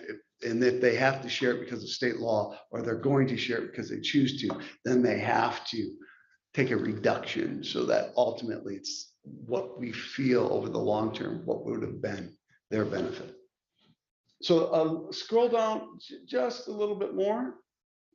So we can go down in here funding the plan. Yes. And you said, do you have, did you give us an average of what our employees will get? An average of Did what you your say employees what? Our employees will get an average of, I said currently, your retirees, your average to your retirees is 17,600. are you including commissioners? Anyone who's retired of those 100 and I think So it's they're 7, we're really drawing down that number. you're making the balance or the average lower. It could be, yeah. Yeah. Or just think about someone who retired long time ago with only 10 years of service. Their benefit could be extremely low. Yeah, they still were much higher than their. Right. They could have only had 10 years in, left here, collected that benefit, and then there. So I'm not trying to say that your benefits are small by any means. I'm just saying if you No, just, it is kind of the point out. Yeah. I think our benefits are very good and our Yeah. retirements are very good. That number is low because you're throwing everybody in and This is we're the- just real low. this is the cool thing about your benefit. Someone works here for, it says They worked here for 40 years. They're gonna get 80% of their final average compensation. They work here for 45. They're gonna get 90% of their final average compensation. If someone wants to get hired in at 20 and work till they're 70, they're gonna get 100% their final average compensation when they retire. It's just the plan that you have available to you. And there are, believe it or not, we do have some people that have worked into 40, to a couple have gone to 50 across the street, across the state. So funding the plan, what we have here, if you go to this, this link, you see that funding it, they have a couple of different videos, that return, investment return assumption. We've talked about that. There's a smoothing in one of these videos. It also talks about smoothing to help explain that a little bit from, actuarial numbers versus market numbers. Then also, To this. Lorelei, if you could click to where it says MERS on that green banner, it's Laurel, not Lorelei. I like Excuse me. Lorelei, so I think it'll What- No, lower on the green banner, where it says MERS to the right. Scroll down a little bit. See where it says investments, click that.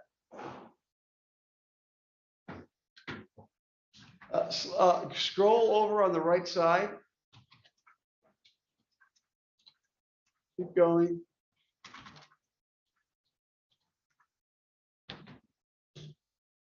So here, if you're really into investments, you can investment policy statement. You got the investment policy statement for participant directed accounts, because you have some members that have the healthcare savings program.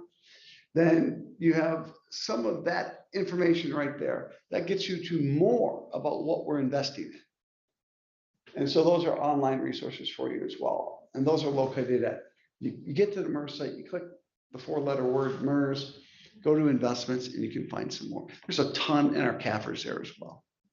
But your plan's in good shape. Any questions?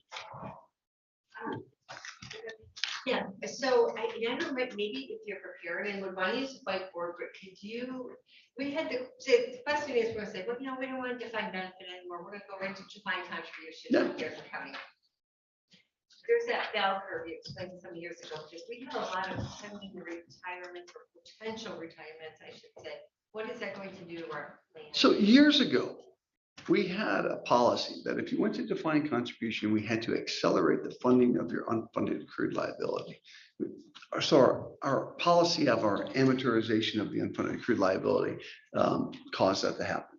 Well, that policy has changed because we have gone to a 15-year amortization policy from a 30 years ago.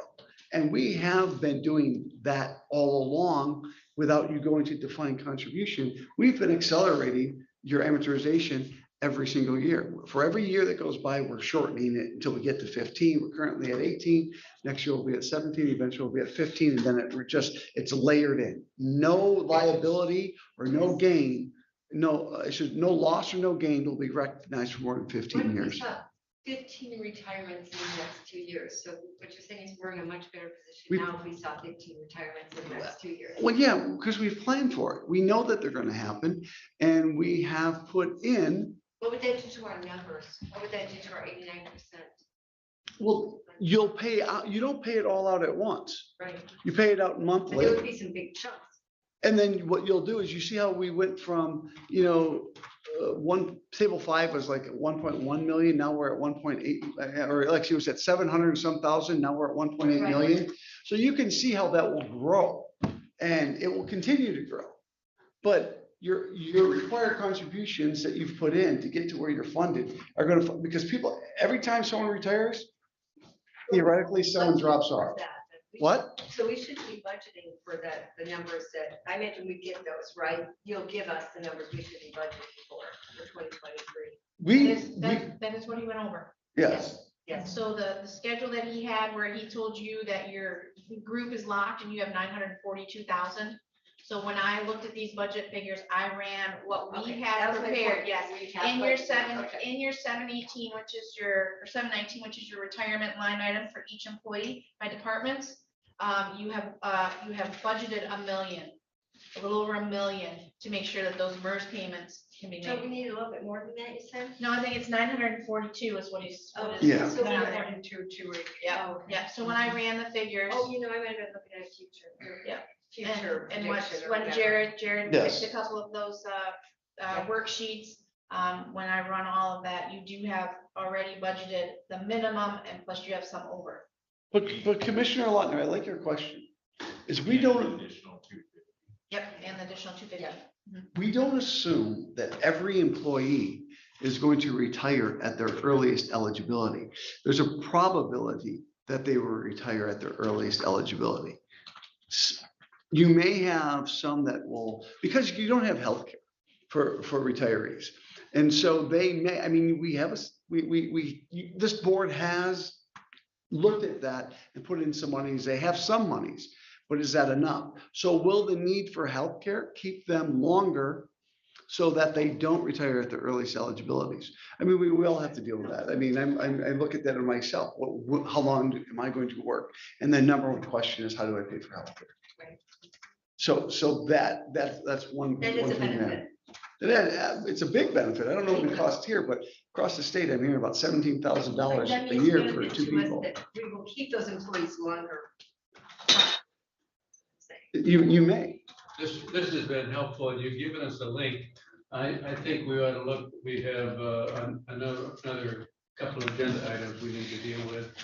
And if we have questions, we can get them to Chet and he can follow up with you, Tony? Yes. Tony, thank you so While much. we have him, are there any other, because I think this is really beneficial. We will read this. Maybe we'll say, can you come back again? But are there any other questions? You know, do you want to ask him while we're here? I don't have any now, but. Okay. I'm good for now. I just wanted to thank you for coming in. I think it's been very helpful, and I would suggest that he really come once a year so that the boards understand, especially at the beginning of next year. When it's $1 million of our Yes. Yeah, 'cause it's $14 gonna go million up. budget.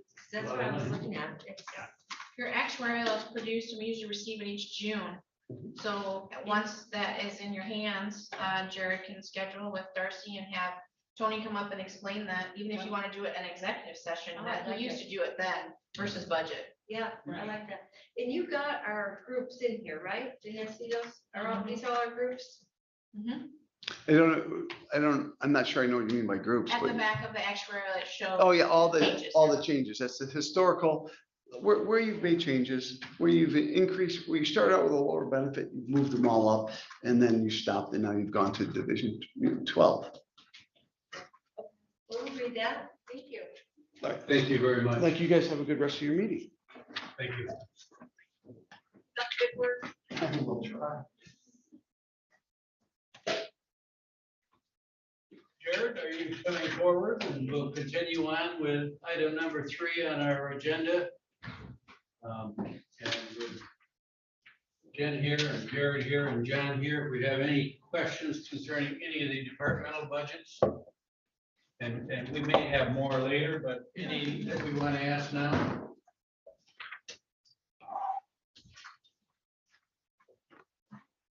No, I don't have any prepared at this time. There were no staffing increase requests.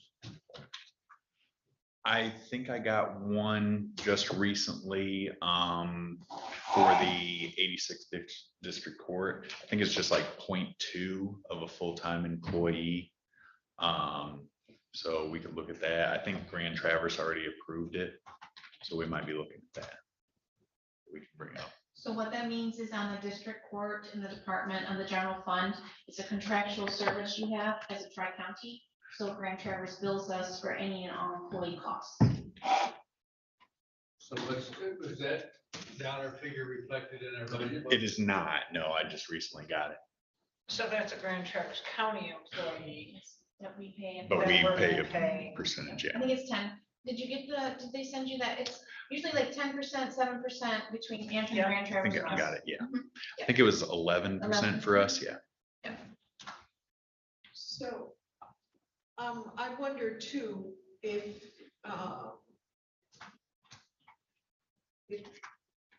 Has the health department submitted any requests yet? The They one that- have their own budget, Right. but The one that Jared and I went over, because I knew that that question was gonna be asked when, so we looked at the health department, they have lowered it for Leelanau County's requirement this year.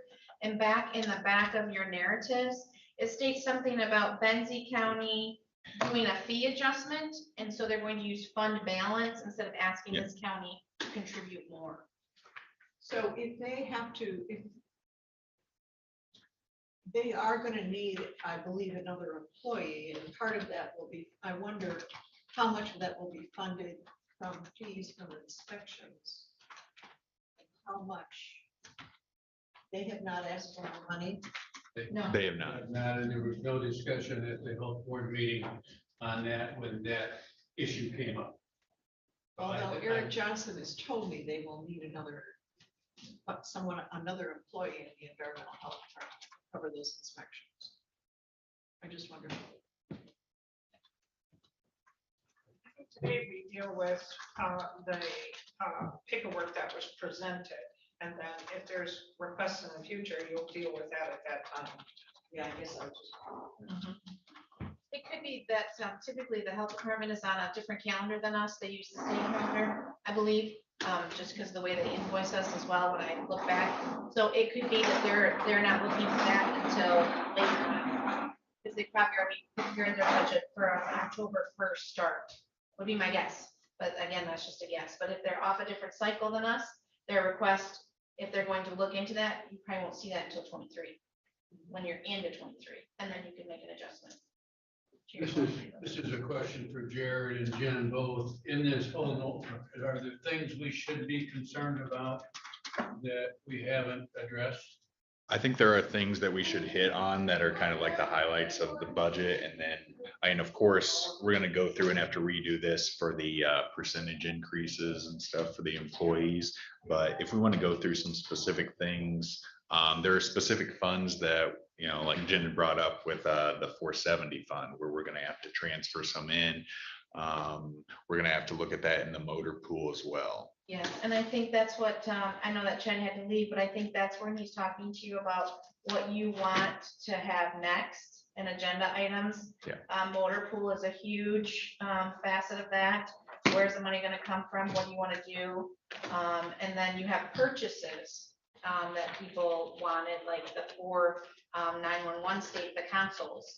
Yep. And so is that something you wanna do now or hold off and have that brought forward in 23? Those are things that are not in the budget. I think it would be helpful if you all agree that we have Chet here and a full board here to look at that, and that would be a good topic for our September 26th meeting. Everybody agree? So that today it's just, do we have any questions that have hit us and what we've been presented that we want more information on or more explanation on? We've talked about a wage study. We haven't voted on it yet. So that would be added to this as well, right?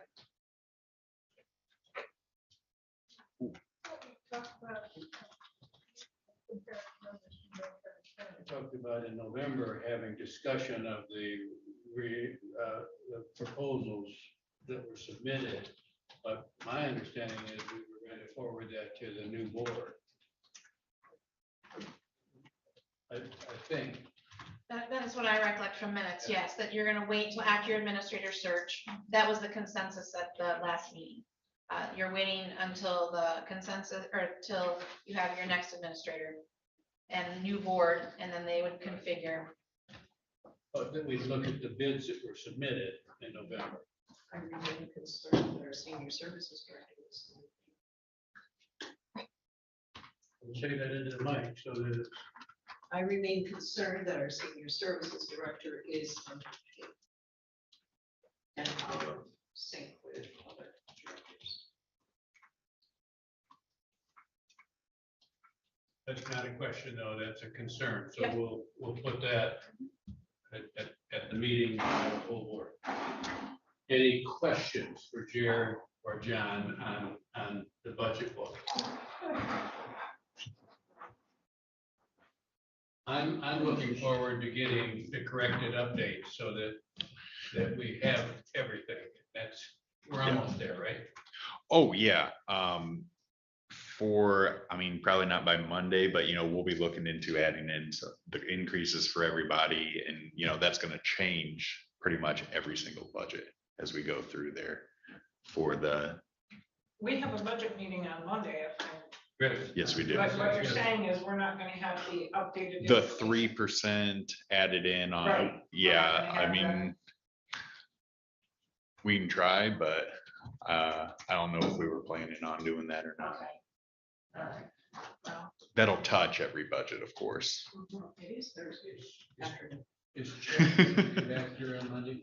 I don't believe so. I think he's got off next week. Chet returns in October. Okay. So can we look at what we want on the 26th? Can I ask Jared to give us round numbers Yeah. for Monday? Because I really think that we need to take into consideration the extra Yes.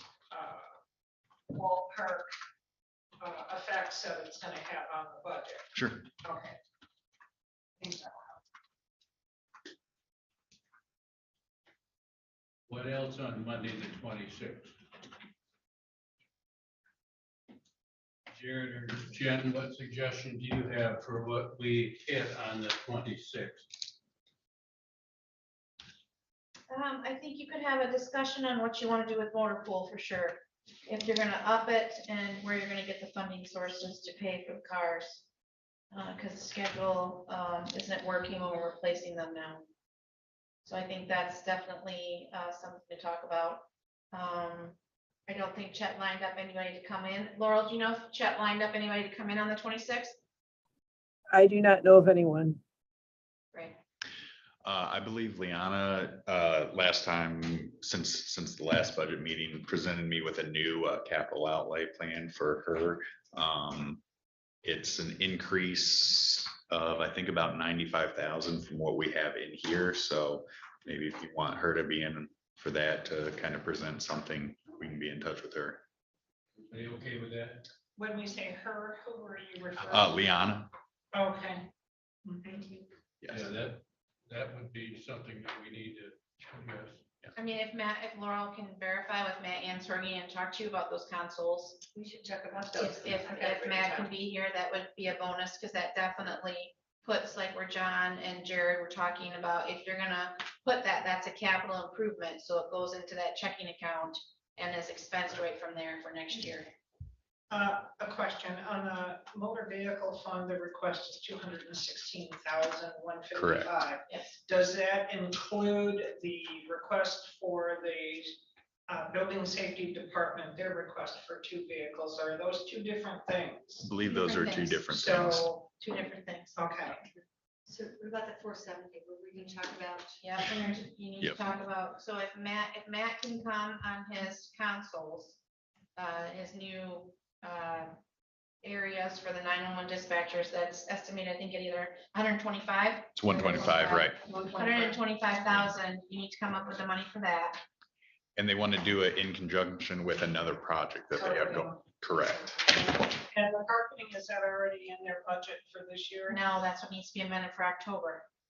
Okay. That carpeting was between me and Jared, so the motion for that, there isn't enough funds. When I left you, there was enough funds for the purchases of moving around the rooms and light heat pumps.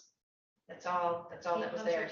There was 75 and the heat pumps were 30, the carpets 20, and we already spent 29 on restructure and senior services. So Jared and I just haven't had time. That's the last one we gotta buckle down in, because it is linked to a checking account and we don't want you to go in the red. Right. But anything we fund outside of purchases is gonna have to be transferred.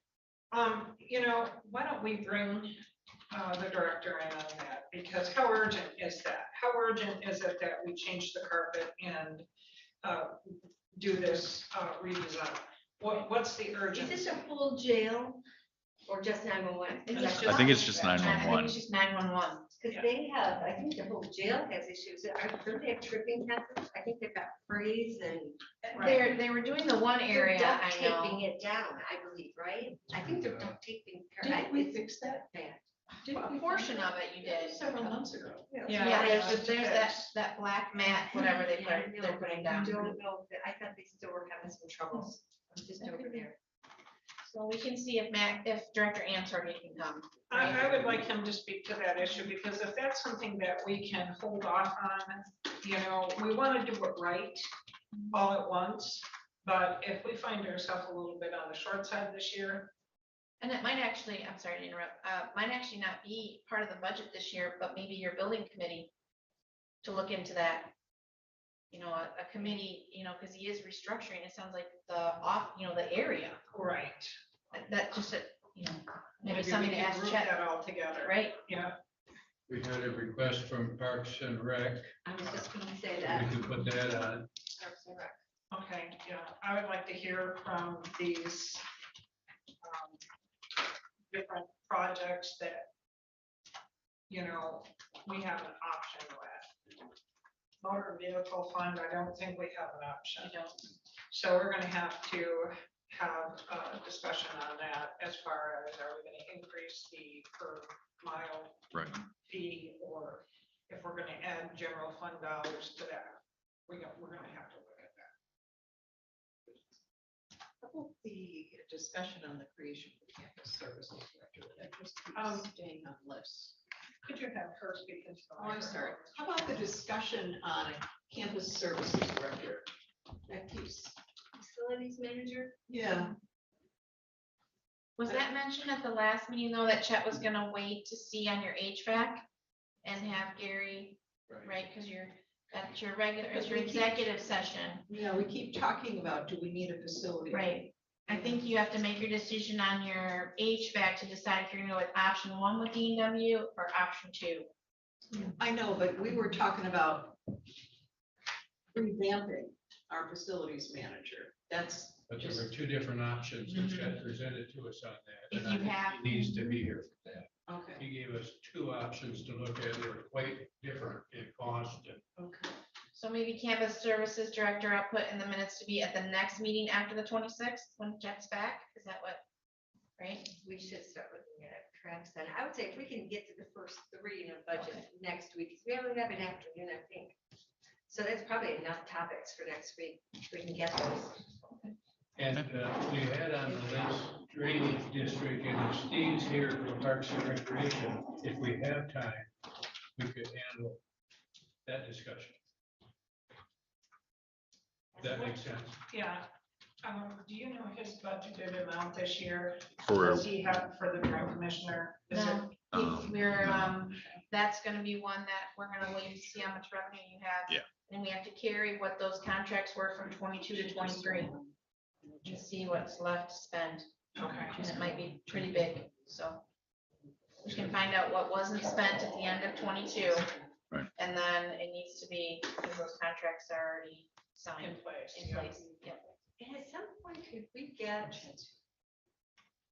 like how much money we've spent on each drain district? Yep, we can run Yeah, a we can transaction that history out. and show you.